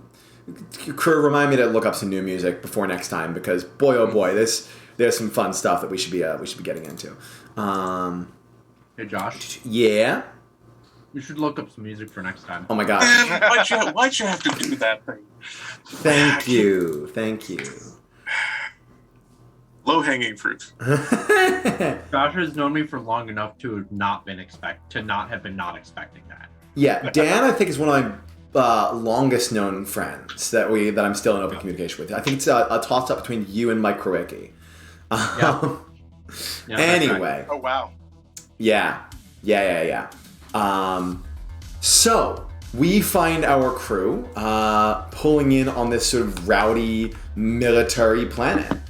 You dock, again, this is more like a taxi than anything else. Byrosh brings you straight to the district you're looking for, and you have to just sort of cruise around and try to find this Taraka, wherever Taraka may be.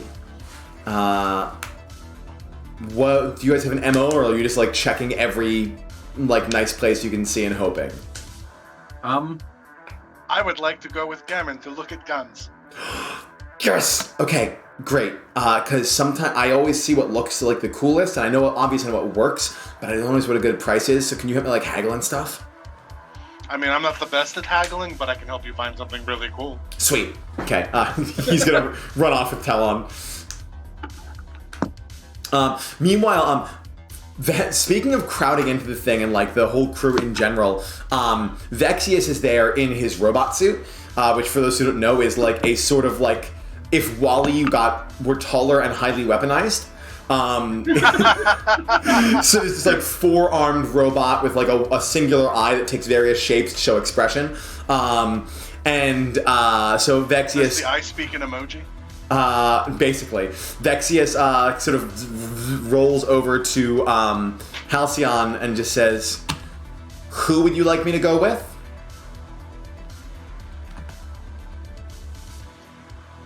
I mean, if Ro is staying with me, you can go after Gammon if you want.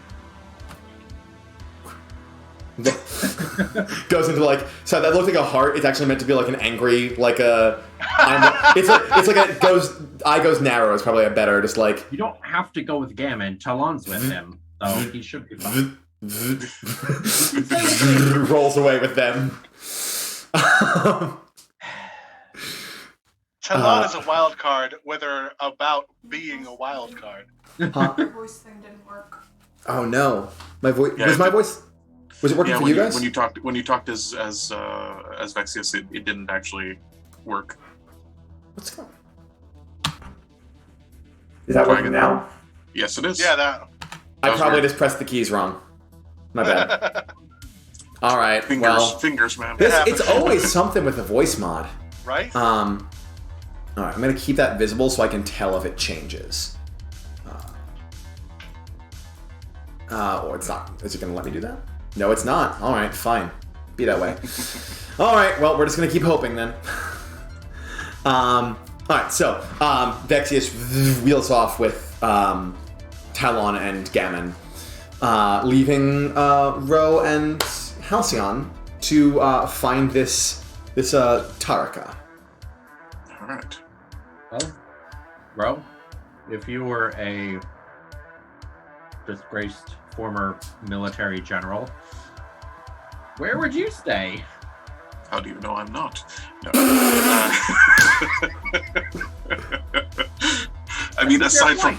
aside from the obvious reason, the many reasons. If you think about it, this would actually be the perfect cover for a former military general, right? Somebody who doesn't get into fights, actively runs away from them,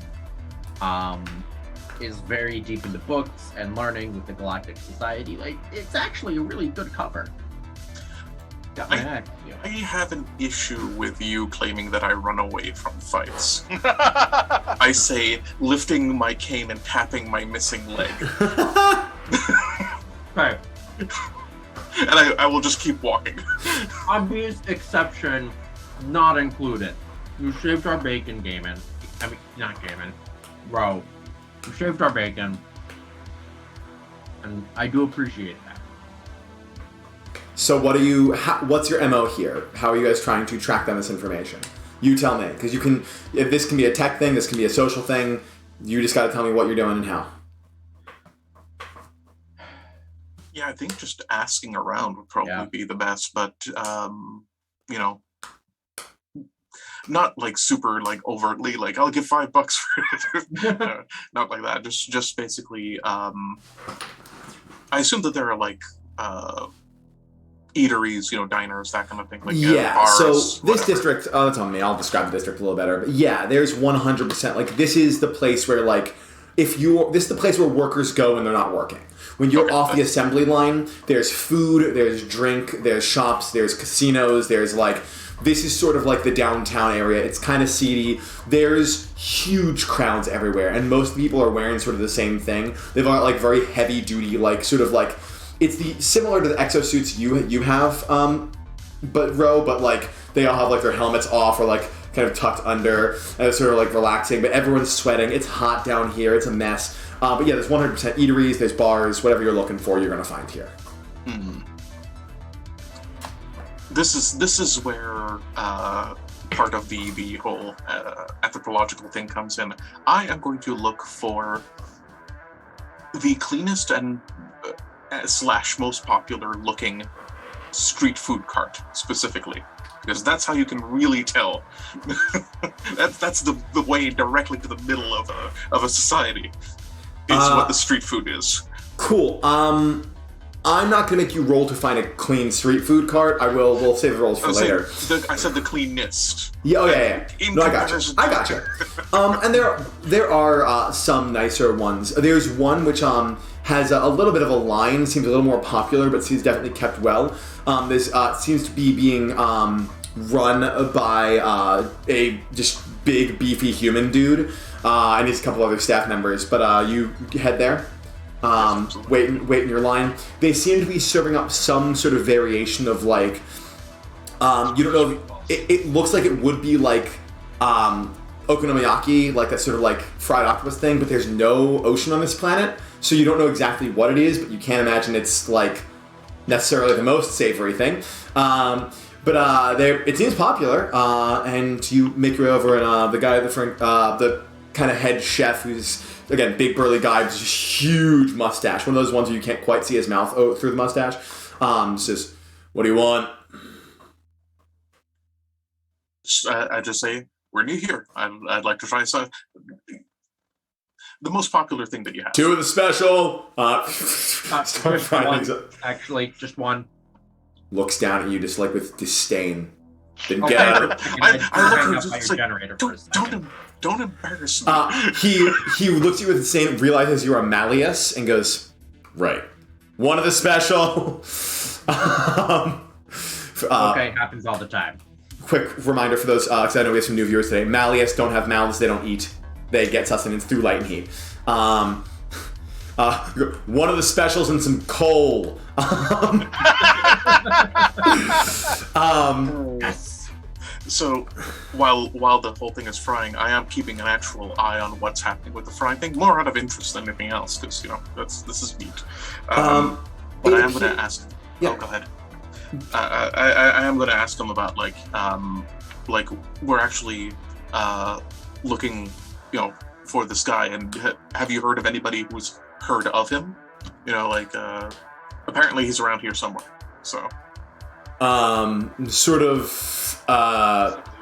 furrows his brow and goes, only newcomer I know of from the area is, this woman with a crazy look in her eye. Came by this morning to try this out. Spat it on the ground, but, she's the only new person here I've seen.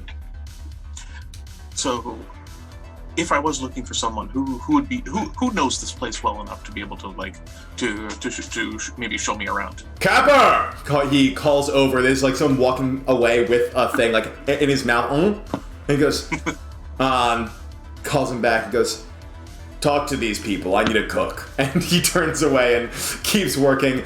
Someone gives you your thing. You watch them make the thing. By the way, it appears to be some sort of mushroom or fungus they're actually cooking up. It doesn't look appealing when it goes into the oil, but when it comes out and has the sauce over it, it actually looks pretty good. That's the whole point of frying things and putting sauce on them. Ain't it just? Ain't it just? That's like universal. That's. All right, so you get that, and this guy apparently called Capper comes over, kind of spry-looking Lauren guy, kind of like very, very deep purple skin, that's just been like covered in soot and dust and scars and ashes, and he just goes, "Hey, what's up? What are you looking for?" Yeah, I'm looking for someone specific, and I hear that you're good with the whole surroundings. You know the place well. We're new, and we're looking for someone named Tarika. He also should theoretically be fairly new here. He sort of snickers and goes, "Yeah, what's in it for me?" I shrug and I like pat my pockets. I'm like, I'm not sure if I have any local currency, but I can see about giving you something. You could have got some like on the way in. I assume you bought the meal. So Right. Again, I assume like anything like pocket change stuff like that you're going to be able to do. Sure. You can do. Go ahead and give me an influence roll. I guess I'll offer him I could hook you up with a few meals from here. Yeah, if you just want to do like basic stuff that you can do for free to an influence roll, unless you're like giving a cred for like a real bribe, then I would give you advantage. But for the moment I'm playing it like more like, oh well,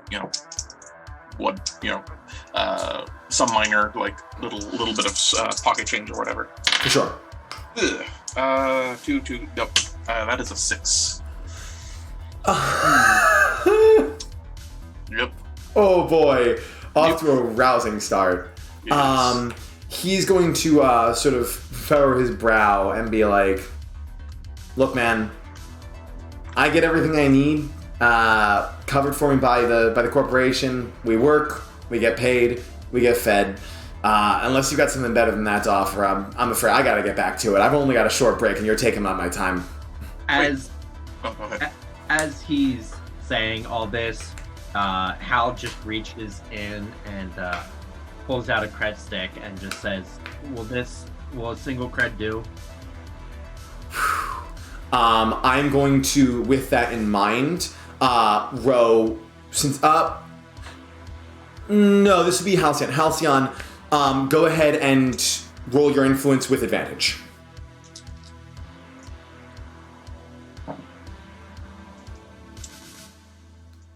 That's an 8.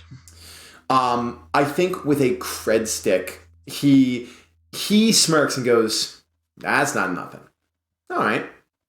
He takes it, he looks at it, kind of surveys it, makes sure it's real, and goes, "Yeah, yeah, you'll find him." And he points over to a building that's not too far from here. It looks like a bar. He goes, "See him trolling around there. Just, find the richest looking guy and likes to be approached with some authority. He doesn't really like weaklings, I've learned. Have fun." And walks away. You definitely get the day he was holding back some information, which he just didn't like the cut of your jib, so he didn't give you. Maybe he thought it was funny to not give it to you, but either way, he gives you the information you need, sans something which might get you into some trouble. Fair. Alright. Quick comm bead to the other 3 of like, this is where we're heading, just so that they know. We're heading to this bar. Once you're done shopping, meet us there. Sweet. Ethan literally just stepped away, so he didn't hear that. But I'll pass the message along in a minute. You guys make your way over to, just so you guys know, Ethan's fixing up food, so he's not just like abandoning us. You guys make your way over to this bar and head on inside. you walk into a brawl. As, like, you open the door and there is a full-blown, like, comically over-the-top Wild West-style bar fight going on. More than half the bars involved. Everyone's punching everyone else. Chairs are going flying. There's like security bots, which are like trying to like stun the crowd. You see like someone leap on top of the security bot and like rip one of its arms off. So it's a riot in here. It is absolute chaos. You hear someone like scream and hold their hands in the air, and he's clutching something bloody in one hand. It's a nightmare in here. I'm gonna stand at the door for a second, blink very slowly, and then kind of just look over. Are there any like a booth or a chair close by the door? Yeah, sure. Yeah, and just kind of fold myself very prettily into that spot and just watch.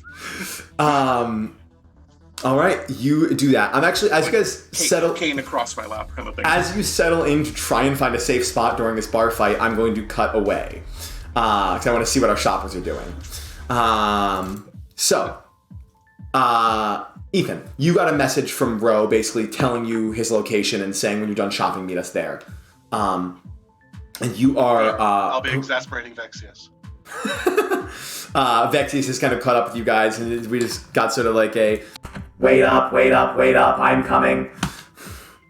And you guys make your way through. Gammon's just looking around wide-eyed at everything. As like you're walking through, and occasionally like in this area, like they don't have, the shipments are too heavy. They don't use like trucks and things. The streets are too narrow, so they just have like mech suits, fully just like carrying heavy things around. Gammon's like just like eyeing them all up, just like wowed. And you basically find there's not a lot of like shops that just like sell guns, because that's not, it's like going to a factory and like being like, hey, can I sample your product? Like it doesn't really happen. But there is sort of a like dispensary sort of a thing for like local weapons and local goods, which you guys quickly find your way over to. And there is kind of at the window, there's a woman sort of standing there, human woman. There's quite a few humans on this planet, maybe people who aren't really cut out for starvation, who found themselves here. Kind of light brown hair, sees you and just goes, "Oh, travelers, good. You're not from around here. What are you guys doing?" Gammon, Taking in the sights. Gammon literally bites his lip. It's like, don't, just trying not to blurt out loud. And she goes, "All right. Well, this is a outlet to acquire goods. So unless you're trying to acquire goods, then move along. We have people who will be." We were hoping to see what goods you had. Yeah, that's not a problem. We can do that. We have all sorts of goods. What scale are you looking to make a purchase on? Is this are we talking making a shipment for an organization? Is this a personal purchase? How much? This is a personal purchase. And Gammon slaps his cred stick on the counter and he goes, "What can I get?" Carlos, Jesus. Okay. First off, you can get a calm down. You can get a calm down for free. And Gammon sort of slides the cred stick back to him. And she goes, "Standard fare." And she goes and like pulls a couple of firearms off. Everything she's pulling out is exactly what she said. It's sort of like standard fare. Nothing is like terribly like, it's good stuff, but it's nothing better than what Gammon already possesses. Okay. And I think she kind of sees Gammon's disappointment in that, and she's like, "I mean, if you want more, you've got to either you've got to work or you've got to pay more. But what you're offering there is, I mean, this is top quality stuff. It comes with a warranty." What about, and I will add a cred stick to Gammon's. Okay, I mean, we're getting somewhere for sure. Talon, why don't you go ahead and give me influence advantage? You're now offering a fairly high amount of money. This is approximately a month's worth of wages. It's not nothing. Ethan doesn't remember what Talon's influence is. Oh, 0. we love a 0. It's better than a -1. Ain't it just? That is a 7. 7. She nods and goes, yeah, we could do something with that. So she's going to do this. She goes, with that, we could hook you up with something a little bit better, bit higher grade. We have some, but you guys seem like people who know how to make money. If you're throwing creds around like this, you definitely seem like people who know how to get some things done. If you want to pay these 2 cred, you can get something decent. And she pulled out some other, like, possible options. A nice, like, big, long, like, plasma sniper rifle. Attachments he could use for his shotgun. Gavin's like, now he's, like, interested in nodding along. He goes, or, if you want something truly unique, we could do a mix of the 2. If you were to give a cred or 2 and take care of a little side job we have available right now, because it looks like you guys can, you brought the battle bot with you, it seems like you can handle yourselves. And VaTze just sort of hangs his head a little bit. We do have something else that would need doing for people with the right expertise. You build that yourself? She gestures to your rig. Yes, I did. Thank you for noticing. When a factory is operating at when one of our factories is operating at full capacity, it can pump out about 100,000 rifles a day. So when one of our factories has to shut down for any reason, it's an immense deficit to the planet. We have thousands upon thousands of factories, but it doesn't mean losing one is not a big deal. And we have one that we have had to evacuate and is under lockdown right now because one of our loading mechs went haywire and started smashing things up. If you want to take care of that little problem for us, we could hook you up with something really good. Otherwise, 2 creds is just going to be okay. Gentlemen? Gavin's like, do we think we can take care of a simple loading mech malfunction? Can we break it? And she shrugs and goes, it's cheaper to replace a mech than it is to replace a factory, so go nuts. Though, bonus points for fixing. Tell you what. All right. You fix it, it's 1 cred. You break it, it's 2. Either way, you get the good stuff. All right. Gavin's... VaTze, do you have any objections? Several, but you're not going to listen to any of them. It would be a lot easier if you came along and helped. Oh, there was no version of this where I let you go alone. Fair enough. Point us in the right direction, shop lady. Alright, and we're gonna cut here back to our... we're gonna cut here back to our bar fight. You guys settle in at the bar, and it's just it's a mess. It's wild in there. You guys are kind of sitting for a second. You get away without being a part of any action, and then at one point, someone who has literally gotten hurled backwards with some sort of pulse weapon crashes on top of your table. They are just like, their arm is bent in a way that it should not be bent, and they just sort of get up, and rather than like reacting in any sort of negative way where they're like, oh my god, I have to run away, they quickly like snap it back into place, and try to go for the exit, bump into someone else, punch them in the face. It's absolutely wild, and it's only a matter of time before you get swept up. But you guys do have a few seconds to try and garner what's going on, or do something if you would want to somehow try to gain control of this situation or find what you're looking for. Is there anything that it looks like I could shoot potentially to like cause a larger ruckus and make everybody at least like pause for a second? Go ahead and give me assessment with intellect, please. Okay. Or there are no guns going on right now. Yeah, no one's except for like a couple of stunners by the security bots. Right. But no one's like shooting to kill here. There's not like no one's trying for a fatality. Okay. Then in that case, I would like to shoot something that would be able to like take a hit from like just like a laser pistol. What are you shooting? Just like, fuck it, I'll shoot the table. I'll like stand up on the table and just like shoot down at the table. So you're just trying to draw attention, basically? Yeah.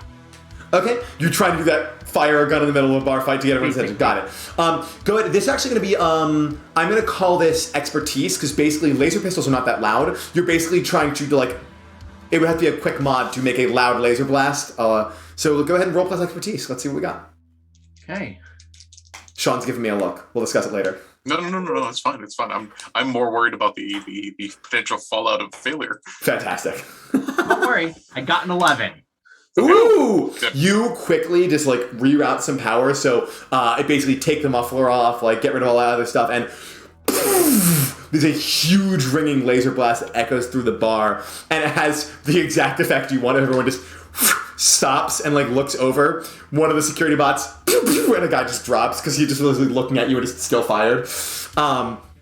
And everyone looks at you. You can see like the tension is still there. You have paused the fight, and there's still like fists in the air. And it's like unless they have a good reason, they're gonna dive back into it unless someone can. But you have their interest now. Get their attention. Just kind of like standing like up above them, looking down around at them. All right, cool. Most of you have broken bones. You're gonna want to see to that. Second, before you guys get back to your fun, I'm looking for General Taraka. There is an immediate grumbling and like disdain, quickly revealing the fact that whatever is happening here is because of Taraka, like 1,000%.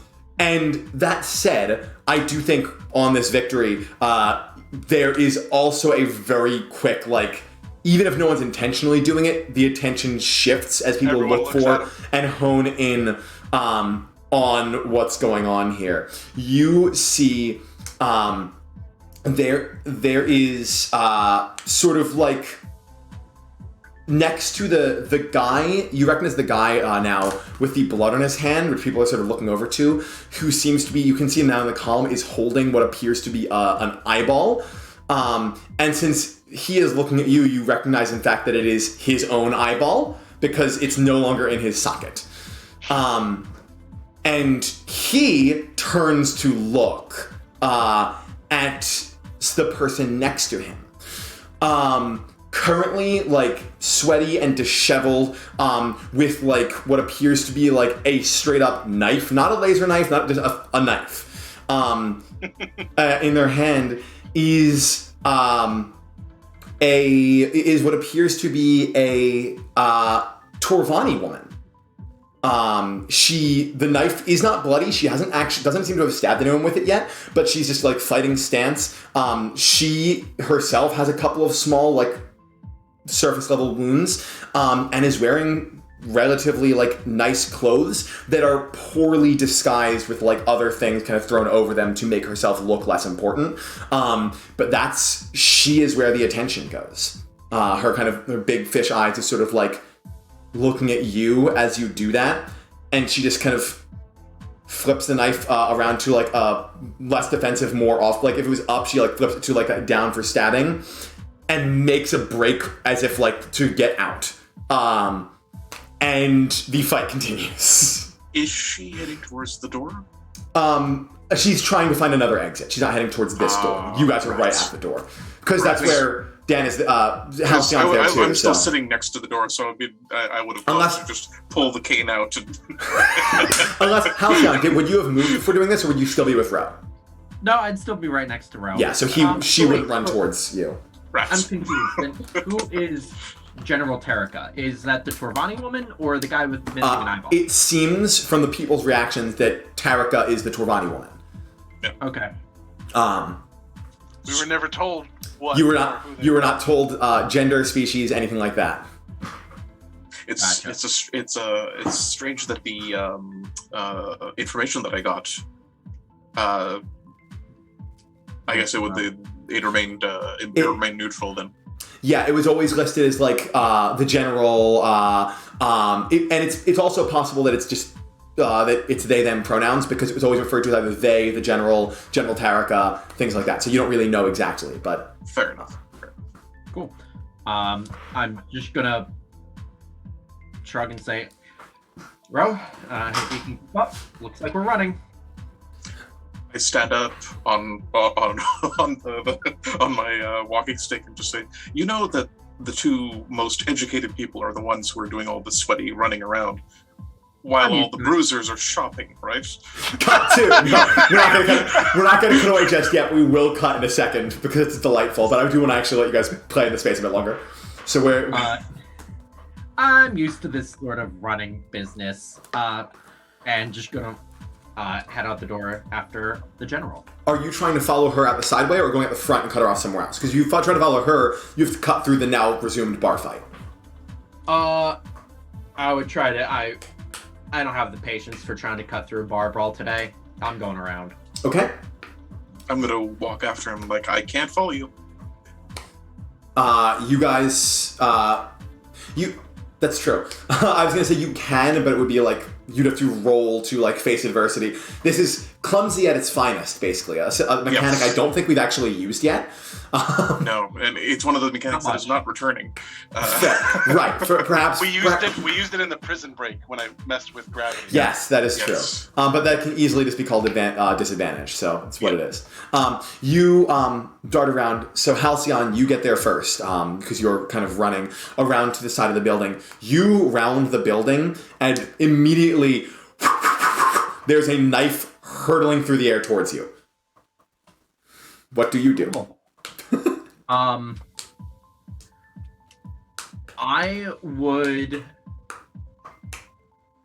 gonna power move this shit. I'm either going to face tank it, or my goal is to just try to just like swat it and deflect it. Cool. Just barehanded, just roll plus force. But it's probably gonna wind up being I get stabbed at a distance. We'll see.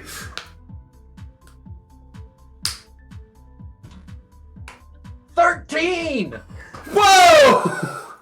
You full on. You get to tell me. You can like as this knife comes at you, it's like the world slows down, like bullet time. You can tell me exactly how you do this. You see Tarika, this Trovati woman, about like 14 feet away from you, having released the knife, and she's watching, waiting for it to land. And you can treat this how you will. Well, with a 13, you can catch that shit. Exactly, 100%. Exactly Yeah. what I'm doing. What? I was hoping you would. I imagine I still have one hand on holding my pistol, Sure. in case. But the other hand just almost like not even flinching, just reach up, catch it. I think you dropped this. She kind of narrows her eyes, looks. She's kind of like in a back alley, is kind of cornered, and she is just going to run at you barehanded and like jump in the air. To, she's continuing to fight. But you've already won this, so you can talk me through this as what you're doing. Just gonna drop the knife and just grab her and just into the side of the building. Unhand me right this instant. You want off this planet? You want access to a core world? I'm not even looking at her as I say this. Wait. My family didn't send you? I'm gonna ask again. Do you want off this planet? Ro, you now round the corner, you having caught up. Right. I can. Hearing this, I turn the corner and just say, General, we are here. I'm not a general anymore. Madam, we are here. Princess is fine. Princess. We are here to offer our services because we heard that you were in need of transport. If you are not looking for transport off of this wonderful world, I say, kind of gesturing around with my cane and like plant it back down on the ground. If you're not looking for transport off this world, then we apologize for this miscommunication.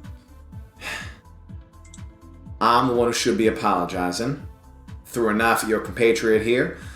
He's used to it. I can tell. He reacted like it was. I assumed that you were assassins sent here to kill me, and I realize now that was misjudgment. If you wanted me dead, I'd be dead already. So, if you'd unhand me, I'd be happy to discuss this like rational human beings and like every other thing. So I guess she wouldn't say human beings. It's not a thing. Yeah, like rational beings, unlike every other person on this this hellhole. We can discuss the details on our way back to the ship. On our way back to our ship. Yes. We have to discuss the details before we get off planet. Absolutely. Yes, we're not taking you anywhere unless we have a contract. We're doing this for pay, of course. This isn't a charity. Pay venture. can be arranged. That won't be a problem. All right, let's talk. So. And cut. Yes. Cool. You are in the sort of factory district. This place is vast and sprawling. Imagine when you think like it's that like gridlocked cityscape, but instead of like row houses, it's row factories. It's just like it's all the post-apocalyptic like Amazon built a warehouse here and they shouldn't have pictures you've ever seen. Amazon built all the warehouses here. Yeah. The music here is way too intense for where we're at right now. We'll get there for the fight. And you basically find like, oh, cool, working factory, people going in and out. Working factory, people going in and out. And one factory in the middle of it where there's just no lights, taped off, completely shut down. And the woman who's sort of like taking care of you, who's led you over here, sort of nods and goes, it's in there somewhere. Cut the power. So it's you don't have light except for anything you bring in there with you. It's a loading mech, so these things aren't meant for combat, but they do have an immense amount of hydraulic force, and it could 100% crush anybody who got in its way. So don't take it lightly. Is it the same as the ones I have seen around town? Yeah. Well, yes, there's manned versions and unmanned versions. You've seen the unmanned versions as well. Okay. But yeah, it's on one of the unmans. You want to see what you could have picked up from that? Yes. I'd like to know, like, flexibility. Can it reach its back? Cool. Go ahead and give me assessment with expertise. Okay. It's just technology, this equipment. Woo! That's 12. Fantastic. With a 12, I am going to basically tell me you are going to get to decide what this thing is capable of. You are going to set up your own battle here. You get to tell me the two most dangerous things about it and the weakness you can exploit. All of everything you say is a truth at this point forward. All right. First dangerous thing, huge gorilla arms. Huge. Obviously, it's gotta be able to pick shit up and put it down. Absolutely. And carry it long distances if necessary. What's another? You said two dangerous things? Yeah, two dangerous things. Actually, tell you what, you work on the weakness because I'm going to tell you the other dangerous thing. We're going to you pick one of each. Weakness, I already got off. Can't touch its back. Can't reach around to its back. Okay, so it is. It's not meant to defend itself, so that makes perfect sense. It can't reach behind it. That said, huge gorilla arms, and it is meant to. It has two sort of modes. Mode 1 is lifting and putting down, and mode 2 is moving. When it's in moving mode, it doesn't need as much mobility in its arms, so it sort of tucks in and becomes very hard to touch. Because it kind of takes a little space, and it moves very, very quickly omnidirectionally. So it needs to come out of that to actually swing, but when it's in that mode, it can reach upwards of 90 miles per hour very quickly. So it's very fast and very dangerous in any mode it's in. Okay. But its back, vulnerable. All right. Gammon is like hands on his old shotgun, just like getting ready. He goes, one more ride, let's do this. All right, my initial thinking is, Gammon, you distract it, and I will get around behind it and attempt to disable it or possibly fix it, or both. Gammon goes, I am like wildly good at distracting things. Before we start that, however, there may be a much simpler solution to all of this. VaTze. VaTze just goes, I'm here. A malfunctioning machine. Would you be able to take control and make it not try to kill us? I would need access. If there's codes, if there's protections, I would need basically its firewalls lowered. Good to know. So if you can do that, then yes. All right. That is what I will attempt to do then. all right. You heading inside? Yep. Okay.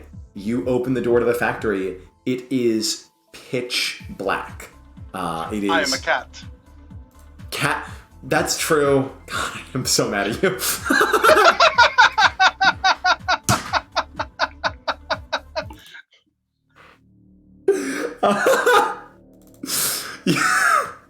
You go into the factory. Fun fact: cats can't see in pitch blackness, but I grant you, there's enough light spilling in that you can at least see something.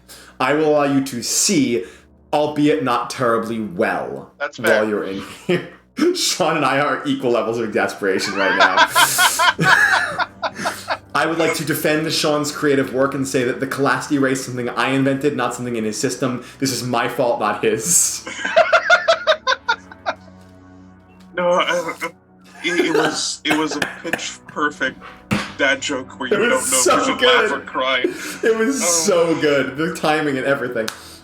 Cool. You go in. Gammon is not a cat, however. So Gammon is like, do you want me to light this up or? I will hop onto Gammon's shoulder and whisper in his ear like directions. Oh, cool. He says.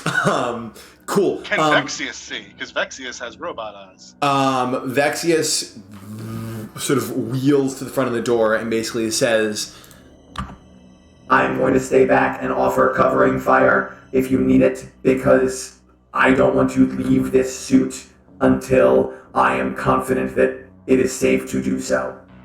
So That is fair. I can see enough, but I also don't want to tip it off. This is not a quiet body. Fair. Remind me to work on your threads and make them quieter. Thank you.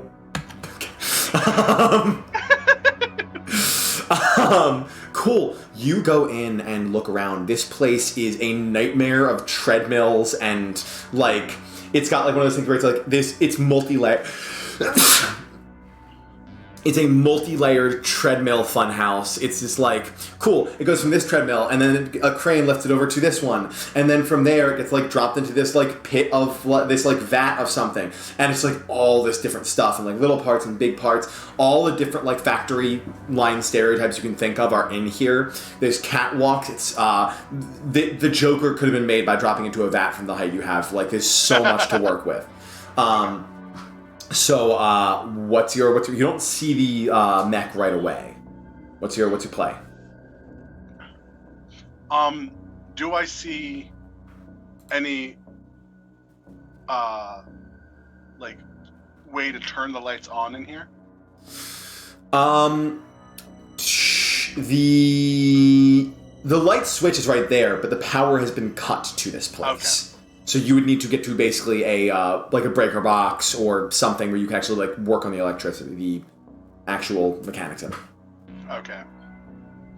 In that case, maybe it'd be better if I just snuck around and tried to find it myself. Up to you. I don't know.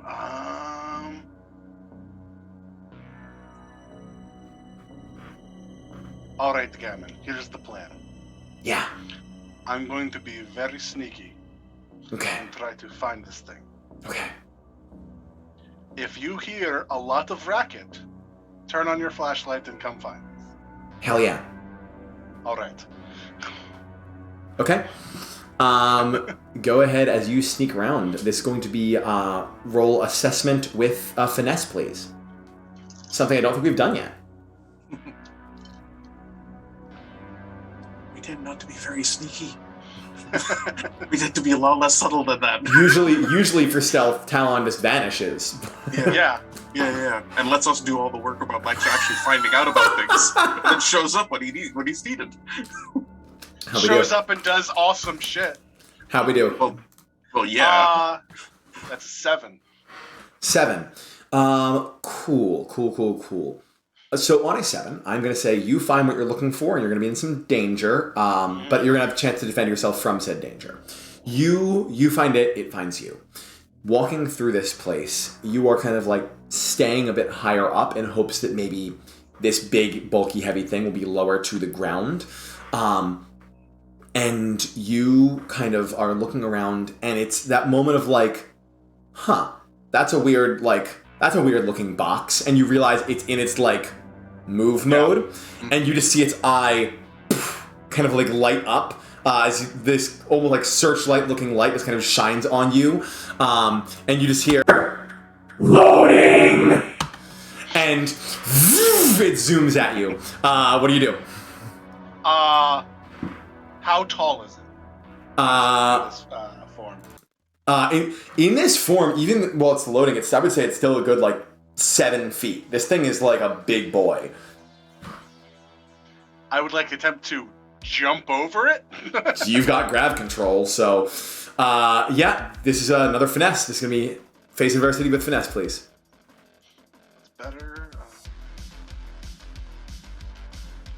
10, yes. 10. You jump over, land as it skids past you.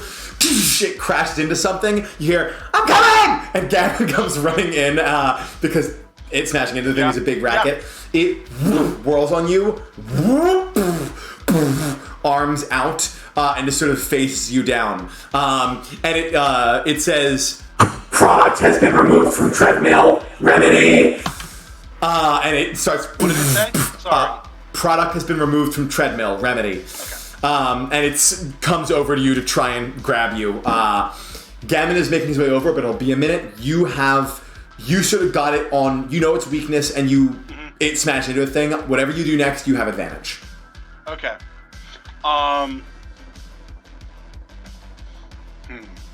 I would like to... Are we in like a big open space? Are we in a hallway? Are we on a catwalk? I'll let you choose. You set it up. You jumped, so you could have landed wherever you want to give yourself the advantage. Where do you want to be? Okay. I would like to be have jumped, landed on the ceiling. Absolutely. Run forward and drop down behind it. Okay. You do that. You drop down behind it, no problem. It's still trying to get at you. What are you trying to do? It's basically like now going for a backhand because you've landed behind it. It's trying to. Yeah. It has its open hand to try and catch you. What are you doing? I will increase the gravity on me to make me fall faster. Oh, well, let's say just dip under. Cool. Yeah. I'm gonna say we are now in a melee. I'm gonna have you do force at this point. Okay. So, I know. Can't be easy forever. But you do have advantage. You do. Advantage. Yes. Not sure if it'll help. Uh-oh.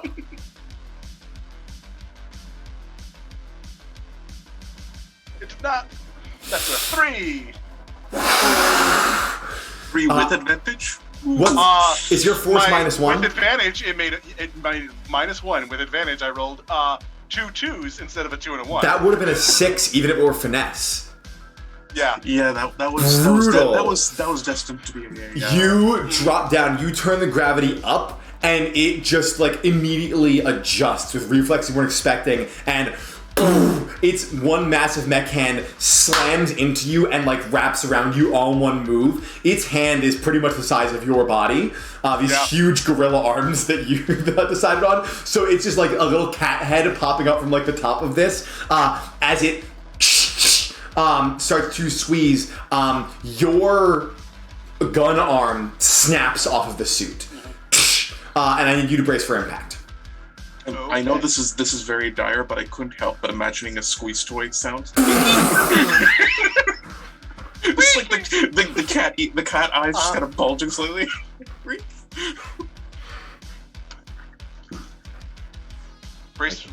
What do I add to brace for impact? Armor, which I believe is just 1. 1, yeah. Where was this? That's an 11. I rolled a 10. 11. So that reduced the harm you would have taken by 1. Most of the harm was going to the suit anyway, so only would have been a minor wound on you, so you don't take any harm right now, but your suit is, like, getting busted up badly. That's going to take some serious repairs. Pew, pew, pew. Gammon and VaTze start firing on this thing as they kind of round the corner, and it fully ignores them, and it just kind of moves, and it says, Return the merchandise to the vat. And it brings you over to one of the vats of whatever is in there, and it starts lumbering towards you. What are you, as it like holds you over this and goes to dunk you in, what do you do? Is it going to just let go, or is it going to like slam me? It's this looks like a forceful place. Okay. Reaction time would be really rough to gravity out of that. I mean, you can have gravity pulling you up already, so it would help. But I was thinking, can I gravity its arm to like throw it off? You can certainly give it a shot. It's gonna be another force roll. Yeah. So You're trying to overpower a bot that's meant to lift several tons at once with gravity. Well, that's 2 6s, so that's an 11 again. It's all or nothing for you. I know, right? It is this thing, while it isn't, it's using gravity to its advantage, it sort of knows that it doesn't need a lot of force here, so it's kind of placing. So as soon as that becomes an issue where that really throws its whole everything off, it's not even the whole arm, it's just the hand that you get, and it snaps back just like up here, so it releases, you're just like sitting on its hand, and it just kind of and goes Error, malfunction. and it goes with the other hand to try and grab you. What do you want to do? I was about to say, as soon as it releases, I would like to run up its arm and try to get onto its back. Cool. I'm gonna have you make one more roll, and because now again Gammon and VaTze has come around the corner, blasting, it turns to face them. I'm gonna give you advantage with finesse advantage. Woo! No more 2s, bud. Okay. That's, 10. It was a 6 and a 3. With a 10, not only do you get there, but you get there before it has a chance. It switches to move mode, and you, and Gammon's like, and it stops, like, inches from Gammon.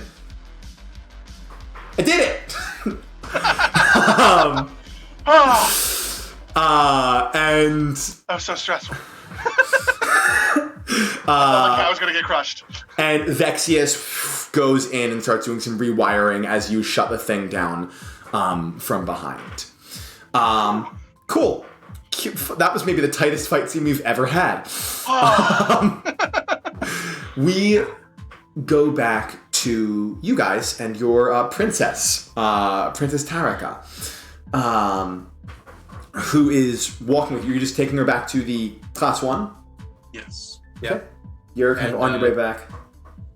I'm of course trying to get into contact with them, to say, hey, where are you guys? Are you done shopping yet?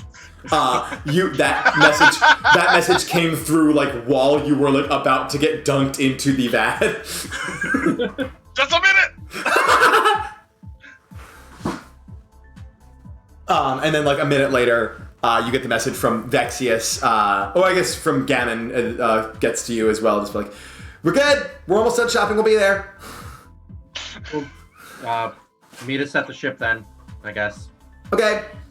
As you're walking, the princess is going to say, all right, so you just happened to hear on the wind that I was looking to get off this planet and came to my rescue? Well, as my friend Ro here said,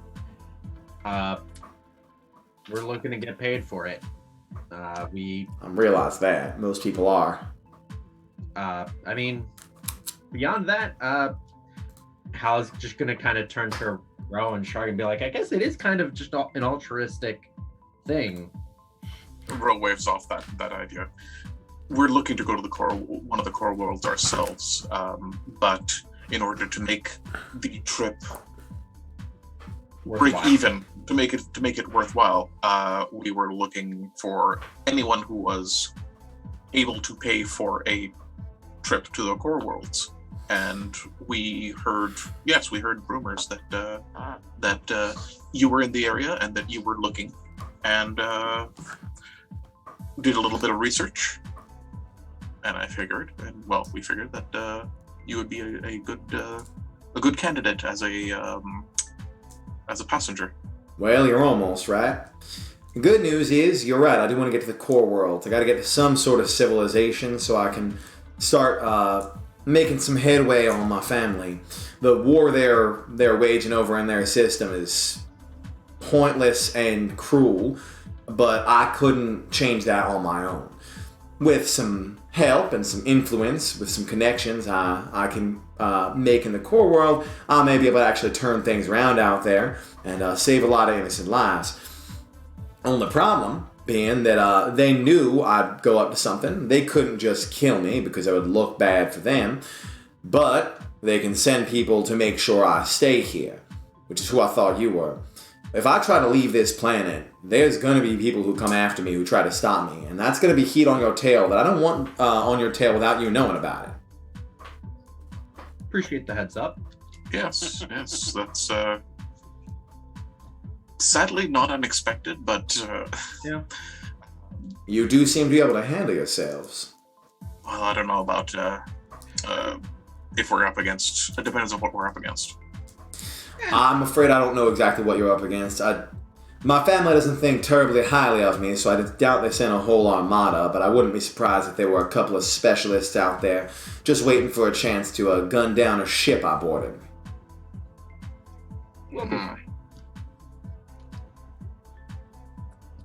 And at this point, as you guys are approaching, Gammon and Talon and Vexius come running up, catching up. Gammon is beaming from ear to ear. He still has his old shotgun. It seems to have some sentimental value, but it's been upgraded. There's a kind of like, it has a bit more of a triangular shape to it now with the kind of muzzle. And there's some like serious like hardware tech at the front of it. And he goes, "Guys, my gun does tricks!" Nice. You'll show us on. You'll show us on the ship. He goes, "Yeah, can't wait." He kind of nods to Tarika and kind of looks to Tarika and looks to Ro and goes, "Are you No. two No. dating? No? Okay. No, that's even worse. Worse than what? What did you guys think I was gonna say?" I thought you were going to make some sort of insensitive Just comment no. about being related in some way. No. Don't be ridiculous. Don't be ridiculous. Erica, meet We Gammon. look nothing alike. I'm Gammon. Sweetheart. I'd say he's harmless, but he's a real good shot. Yeah, forgive the lack of The decorum. giant He shotgun suggests otherwise. No, it's got things now. Oh, that's right. got it. It has all the new special features that we got. Mhm. All right, Gammon, I need you to focus. You say focus, he goes, "Got it," and like gun up as if he's about to get into a fight. We might be about to get into a fight. She gets really excited. She goes, Be aware. Keep your eyes open. And the princess here is the VIP. "You're a princess? Do you have a She's crown?" not only a princess. She's not only a princess. She's also a diplomat, which I appreciate. Do not have a crown, and my diplomatic skills need work. The people I tend to engage in diplomacy with don't tend to listen to what I say, though maybe that was a product of my environment. I wave this off. No. You have the intent of diplomacy. Diplomats can be hired. The intent is important. Fair enough. I mean, sometimes a knife point diplomacy is what's needed. I appreciate that. It is. She gets suddenly very frustrated and goes, "I can't believe... Have y'all heard of the card game? The Blind Man's Bluff?" Yes, I have. Is that a thing? Is that rule real? Not Hold on. Ethan is not sure what you're talking about. Would you, if you guys would know, I'm happy to elaborate. I feel like Talon would know. And I know Blind Fan Buff. I'm not sure what you're talking about. Halcyon, you would definitely figure this out at this point, given what you saw. There is an unspoken rule across the universe in Blind Man's Bluff. If you are caught cheating, it is expected that you are to gouge out your own eye. That's right. And suddenly it clicks with the guy holding his own eye. You don't know exactly the details of what happened, but that seems to have been involved. So she just at that point, I'm gonna just kind of half turn to her and be like, "Well, you saw it with your own eyes, right?" She narrows her eyes at you, just like, "Was that? Are you trying to make a joke about that man's loss?" Yes and no. I'm the ship's doctor, by the way. I didn't mean to start anything at that bar. I was going for a friendly game of cards because I was trying to fit in hopes to lose my tail. I caught him cheating. I didn't think anything of it. I thought that was just going to be the end of it. I tried to stop him from doing that, and that was apparently the wrong play. Oh yeah. Yeah, that's the wrong If move. I was telling him he didn't have to, why would he? Why would someone do that? Because that's not the rule of the game. The whole point of the game is to cheat and not get caught. It's a game. It's like a sense of professional pride. Exactly. Professional pride can get a lot of people killed, which is exactly why I'm here. I agree. I agree with her. It's barbaric and it's dumb. Also, the odds are completely stacked against you in every single case, which is, I guess, why you have to cheat. Yeah. All of the above. Anyway, we make our way back. Yeah, you make your way back to the ship. You must be very good at spotting cheaters, because usually the ones who take it that seriously, that they would gouge their own eye out if they get caught, they're really good. They don't do it unless they're like pretty sure they're going to get away with it. Well, we Torvani are survival creatures, aren't we? We notice a lot of things. Cool. You make it back to the ship where Byrosh is waiting for you. I assume you said you weren't going to be long, so you stuck around. He's got a kind of little paper bin of the fried fungal stuff, which he's sort of chewing away at. He goes, "Oh, all right. You weren't kidding. We got a full house, huh?" And she turns to you and goes, "When we get on this ship, it's very possible it's going to come under fire right away." Hey, Byrosh. Yeah. This is going to be a very strange question, but do you have any way to, say, strap me to the roof of this? No. What? No. We're going through a jump. We got a hyper jump to go through. You fully die immediately. Oh yeah. We are going into space. Oh yeah. We're not only if a suit could get you through the asphyxiation part, but your body it's only the interior of the ship. I mean, maybe if you hugged the thing and got incredibly lucky. Take off the neural mask. I know that I'm aware that Malleus don't asphyxiate. I just mean like it's the speed that's gonna get you. Sorry, I'm taking on Tyra Kazak's friend. It's the speed that's gonna get you. Yep, and not to mention the you'd probably burn up. Actually, we have reason to believe that our guest here is going to come under fire, and we don't want you to be in harm's way. That's not. I also don't like being in harm's way. How good are you at defensive flying? He gives you a look like you might be given if you were to ask a taxi driver in New York if he was good at dodging bullets that were shooting in his car. Like, so that's not his job. That's not his job. You might want to let the cat drive. It's my ship. Trust Talon is a very experienced pilot. I'm gonna have, because you're being helped, I'm gonna give you, tell you what, go ahead and roll plus influence, and based on how it goes, we'll see if Ro needs to roll influence to get involved. I don't even like this idea myself, to be honest. Oh, then never mind, carry on. Roll plus influence. Go ahead. No, go ahead. It's That's a 4. He immediately goes, you know what? Second thought, there's plenty of ships that go in and out of here. I'm going to get back to the station. I just remembered, he looks at his wrist, I left the toaster on or something, so bye. And he hops in his ship and flies away. That's what I was hoping would happen.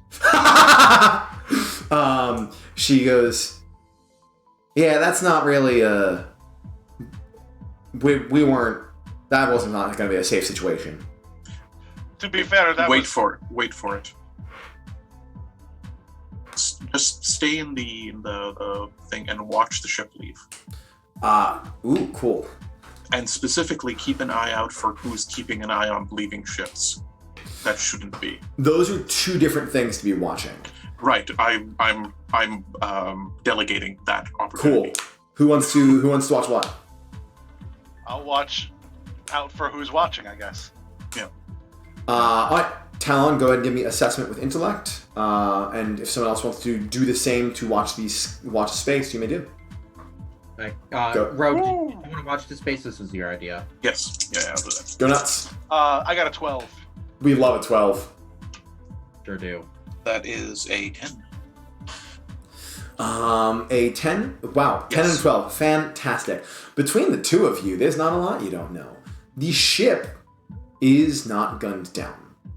No one shoots at it, and once it jumps, you know that's like, well, great. It can be followed, maybe, but you don't see anyone following it either, which lets you turn your attention elsewhere to kind of also kind of help out with the watching the streets a little bit, because someone must have been watching, which means if they know that she's on the ship, they're still watching. Talon, you are looking around and you don't see anyone like looking directly at you, but you do notice it's a starport, there's like security cameras here, and you basically see that like the security cameras that are like doing a thing where it's like they follow ships in, they kind of they have tracking kind of stuff to make sure they can see what's going on and going, and there's the one that should have followed that ship did not follow that ship, so that one is still like eyes on you. I'm going to say, Sean, since you guys both succeeded here, and I can give you a lot, with that and knowing they must be still watching in nearby, and kind of if you were to communicate this all with each other, you would also know that, okay, cool, they were ready to act if something happened, which means there's someone literally in one of these ships somewhere in the starport ready to take off and fly after if that were to happen. Right. All right.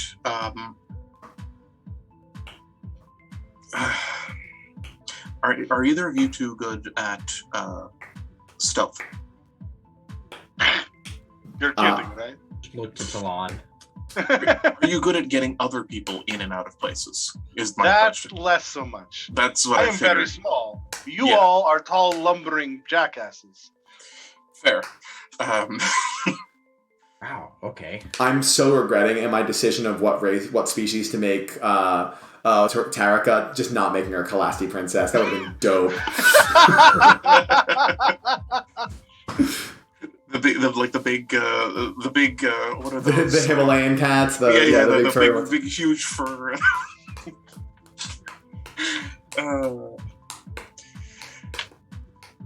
I mean, I'm not strictly the best at sneaking around. Right. Okay, fair enough. I was going to say we just call the captain and ask for a pickup. Our ship's not going to be repaired yet, is it? It wasn't terribly damaged. You guys didn't actually take any scrap. It was mostly refueling, and that should be done by now. Okay. You spent a few hours on the planet. You should be good to go. All right, we are. Send a message for a pickup, but in the amount of time that it'll take them to get here, Yeah. we need to be on our guard. So Oh yes, I am deferring to you as far as to you guys as far as tactical considerations. This is your job.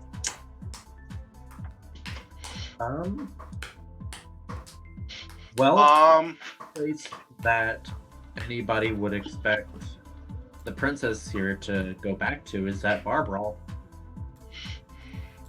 No. Let's say you have to follow me there. Yeah, I can't imagine they're still brawling. Cut to... And Hal's just gonna be like, No, the too many people have been able to identify her. There could be any number of informants keeping watch out, which means that we're also pegged as far as associates or people who have interacted with her, if they're watching. What we need right now is to get to somewhere where we are at least protected, because I look around, somewhere here is someone who wants to prevent her from leaving. Quick question, Josh. Yes. That factory we just helped clear out, Yeah? how long would it take them to get it back up and running after we stopped the mech? Oh, I don't know. It would be some time. They still need to clean out. There was definitely some damage. They did some smashing. They probably have a repair crew in there right now, but the factory itself isn't operational yet. Could we go hide out there and possibly call the ship to come pick us up from the roof? Potentially. That sounds defensible. It sounds like a place that she's not known to go, right? Mm-hmm. So, right. Just as a quick flashback, so you achieved the mission to completion, meaning you did not use your cred. Gammon spent his. So you go back. Are you just going straight there without asking, or are you going through your old contact? I guess go through the old contact. Okay. You guys make your way back to the dispensary. You make your way over there. She sees and goes, "Oh, look, you brought friends. Back for seconds? We don't have any more functioning next to you to take care of. Sorry, no more jobs." That's quite all right. We were wondering, since the factory is still out of commission for the time being, if we could just get a pickup from the roof there. I'm sorry, a pickup from the roof? We have a ship coming in, and we would. Starlock isn't good enough for you? We were hoping to avoid the docking costs. Go ahead and roll influence, Ro. Okay. 5 and 3, that is 8. Influence +2, because Ro is incredibly 10. charming for some reason. She narrows her eyes a little bit, scans the situation, and you see her putting the pieces together, and docking costs are pretty bad, huh? We have we have towers and security to make sure that ships don't fly into unregistered space. But now that you mention it, I do think we actually had a last-minute scheduled starship pickup for a particularly large shipment from that factory for about 2 hours from now. So if you guys wanted to go and facilitate that, I don't see a problem. That sounds like a wonderful idea. Thank you for your business. Appreciate it. She's going to basically. Could I just take your information for our records?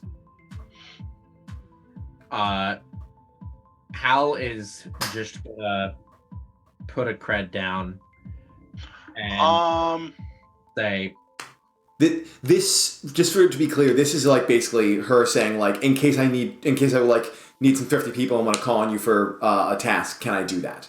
Yeah. Yeah. This is just her being you guys seem resourceful. I may need use of that later. I actually I'm walking / limping away. I pause, turn around, and just say, "Actually, do you need anything delivered to Opal? Oparia. Or Oparia?" She goes. She thinks about it and goes.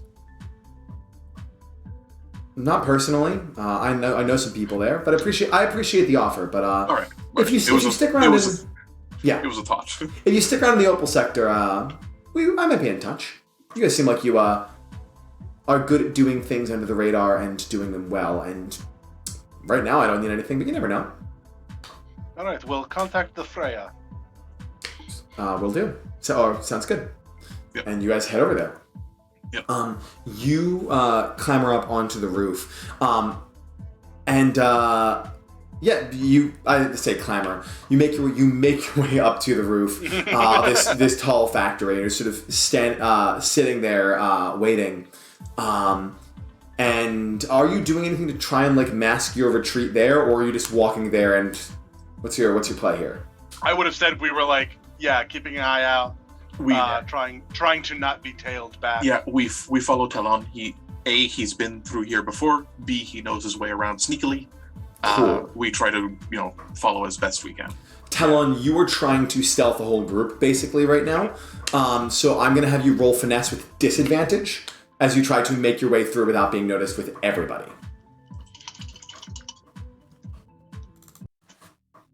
So it's drop highest. Mm-hmm. It's not bad. I rolled 2 of the same. So if it was advantage, it'd be great because they're 2 5s. But so it's a 5 plus 2 with finesse plus 1. So 8. Okay, mixed success. I'm gonna basically tell you this. You can. Trying to think the best way to make this a success, but still impose some consequences. You can do this. You can lose your tail entirely, which is going to give them a huge setback. They're still going to give chase, but it's going to be a hard chase, and you guys are going to start with the advantage when you're running away. Being able to get away from them will be much, much easier, but you won't know what you're up against because you just moved too quick, you didn't really see anything. Or you can keep a distance from them, don't really lose them, but learn a lot about them so that you know what you're running from. You won't have any sort of advantage when it comes to the actual chase, but you'll at least know what it is you're fighting before the fight starts. Your call. Okay. Does the group have any preferences? You guys can weigh in. Because this is sort of you basically have a moment where you can be you can slow down for a second and get a look at them, basically, is the idea. Mm-hmm. Do we want to know what we're up against, or do we want to get the fuck out? In this situation, I think we should know what we're up against. Yeah. Yeah, I would say GTFO, but for this, I think we should know who or what we're up against. Fantastic. Okay. With that in mind, then, you kind of take a slower pace so that you can catch them, see them kind of what they're going for. They are disguised like workers, which is why they can kind of get around. They have that same kind of heavy work exosuits on. There's only 2 of them, and they seem to be in communication with one other, which leads you to believe you've got the camera, you've got these 2, and you've got whoever's on the ship. If they're moving quick, it will be a Class 1 starship. So there's going to be a tiny little ship, which is going to be faster and more maneuverable than you, but not nearly as heavily shielded or well-armed as you. These 2 are the call-outs. They're going to let someone know when the actual breach is left. They're just here to be no, they're gone. If something happens to them, it'll be assumed that it's go time, so you can't just take them out and then be done with it, unless you can get really creative with that somehow. And then once you are in the sky, it's going to be that Class 1 starship, which is going to be on your tail almost immediately. If you can jump, if you jump to the lane, it'll follow you through the lane. If you're wild jumping, then you can jump out of there and you'll be fine. If you jump through the lane, you'll need to continue trying to evade or dogfight out of the stars. Your call. By the time you get up to the roof, they're not following up to the roof, but you do see them sort of squinting, kind of watching. They know you went up there, and they're sort of making sure you don't go back down. They're making sure to keep their eyes on you. Quick question. Yeah. Clarification on something previous. Halifax's flyer that they got. Yes. Does it have guns? Oh, for sure. It was literally she got it from a bounty hunter, or he got it from a bounty hunter. So That's 100%. That's what I thought. So they would not be expecting us to have two ships, one to defend the other. Yeah, a flyer isn't usually great in a starship combat, but it could handle it within atmosphere, and it could. In addition to our own firepower, it would not be nothing. That's for sure. Yeah. Yeah. So basically, we take off as if we're for our unaware. make up for our lack of maneuverability. Yeah. We take off as we're unaware, tank the hits, and let the flyer maneuver around and try to take them out in defense. Do that. All right. Sounds like a plan. It does indeed sound like a plan. Okay. You had mentioned before about... Oh, no, that was the space station that had the whole transmission relay thing. Never mind. Correct. Forget it. I said nothing. Because I was going to be like, Jen, they're saying no, they're not. There's probably not a decent communication tower on this entire planet. All right. The Freya is going to touch down, and you can catch Halifax up at the plan. But especially considering Halifax is a big part of the plan, I think it's probably a good place to stop it. I think we can come back to this action scene. Yeah, we're just about there. So first thing next time we play, we'll dive into this action scene. So space battle right off the bat. Space battle. That's good. We've needed. We had a fight today. This was a good rounded session of combat and other things. Cool. All right. Well, guys, thanks so much for tuning in. Next week's our off week. We will not have the main game. We may have a side game. Keep your eyes peeled. We'll see. You never know with the off weeks. We're wild cards like that. But otherwise, thanks for watching. If you had no one else who'd be interested, we would super appreciate word of mouth if you want to spread the word about this. We love active chats. We love people hanging out. We love people enjoying what we do. So by all means, spread the word, please. Hit up our Discord. If you type !Discord, it'll give you the link to that. But otherwise, that's going to be it for us. I would like to go, if you guys want to entertain the chat for a second, I'm going to go pick a channel to rate, and we'll go hang out. Rating helps us kind of get awareness. I know this doesn't really do a ton for tabletop, so I'm actually going to try to find a small sci-fi video game that's being played right now. See what I can find. So hey chat, how's it going? Who's got questions? Yeah. Anyone got questions about any of our characters or anything? I guess I should probably have the chat open. I tend not to.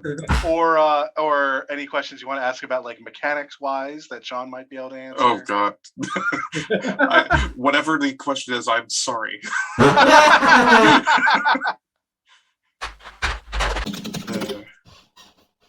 find something.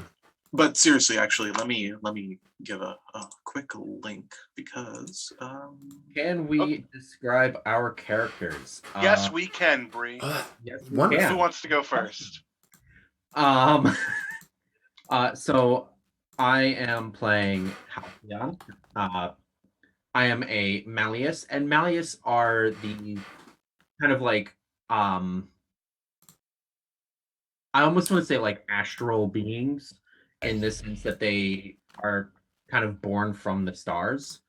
They all have these like exoskeletons that are completely natural for them, kind of like a beetle's exoskeleton. Aren't you guys like almost not quite metallic, but like just like a solid thing all over? That's more radiant. Yes, you're thinking radiant. I knew radiant where I thought Malleus might have something similar. Malleus, it's more of like a carapacian shell, kind of jet black, meant to absorb lots of light and heat. And so, as Josh mentioned earlier in this session, Malleus don't have a mouth or a nose really, and we don't like smell or eat. Our sustenance is gained through heat. So basically, if you get enough of us into a room, the temperature drops significantly. And that was developed via evolution as a way of like going into a dormant state and traveling the stars in a very drifter plastic bag on a wind kind of way. Because if it gets too cold, we shut down, kind of like lizards and other cold-blooded creatures. I am way too fond of the Malleus. It's I'm unfairly biased towards them. You guys can survive in a vacuum too, because Correct. You don't really need to breathe or anything. No need for breath. Yeah, that they are biologically capable of interstellar travel via drifting. Yes. Let's. I do have a channel to raid, but I want you to finish what we started. So if you guys want to give a couple descriptions, you're welcome to. Yeah, and so Malleus, because they don't have a natural mouth to communicate with other entities, a neural mask that literally just like plugs in at the base of their skull has been developed. And like with everything, there's the standard government issue that works technically, and then there's all the way up to the fancy high end, like it has a digital display to have the appearance of a mouth moving and stuff, and like emote that way. Yeah, that's pretty much it. Malleus do have basically like a sign language, but it varies from sector to sector. So myself and Halifax, the other Malleus on the crew, the captain, we can kind of communicate very basic thoughts and expressions non-verbally that way, but anything complex has to be spoken. That was 100% their creation. That was not a me thing. I mean, it makes sense. It makes sense for a non-verbal race to have. Oh yeah, for sure. Talon, Ro, next. I'll go next. So Talon is a Kalasti, they're cats. They look like normal cats. They, for all intents and purposes, they are normal cats that can talk, but also have the unique ability to control microgravity fields on a very personal level, based on how strong the gravity being exerted on them is. So if the gravity is like stronger on them, they get stronger in their abilities to use it, which is how Talon is able to jump super high or like stick to walls, or he also uses it to almost telekinetically manipulate his tools so he can repair things. That's the original reason I gave Kalasti that ability, was not so they could do cool things like what Talon was doing, but so they could literally have any sort of like motor control over the things near them, so that they would be functional in a spacefaring game. The being able to walk on the ceiling is just bonus points. I'm sure I've exasperated Josh to no extent. Oh, I love it. No, I'm here for it. But with my creative ways of using my powers. Also, he just looks like an orange tabby cat, like a Garfield type cat. And Sean. And yes, Ro is a Torvani, which are a I don't know if I would describe them as aquatic, because they breathe air, but they can just stay underwater for a really long time. Amphibious, perhaps? Amphibious, I guess, yeah. They're an amphibious humanoid species, and Ro specifically tends to be on the skinny, gangly side of things. Very much my imagination of him, imagining of him was Abe from the Hellboy movie. Mm. Yeah, and of course the comics as well. Like that kind of body shape and the whole like big thing around the because as we said, we joke about the gills, but it doesn't actually have them.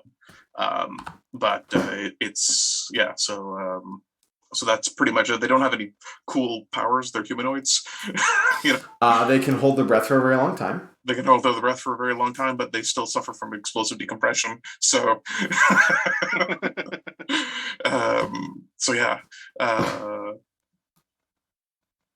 Yes. To answer the question, Ro is a play off of roe, as in like fish eggs.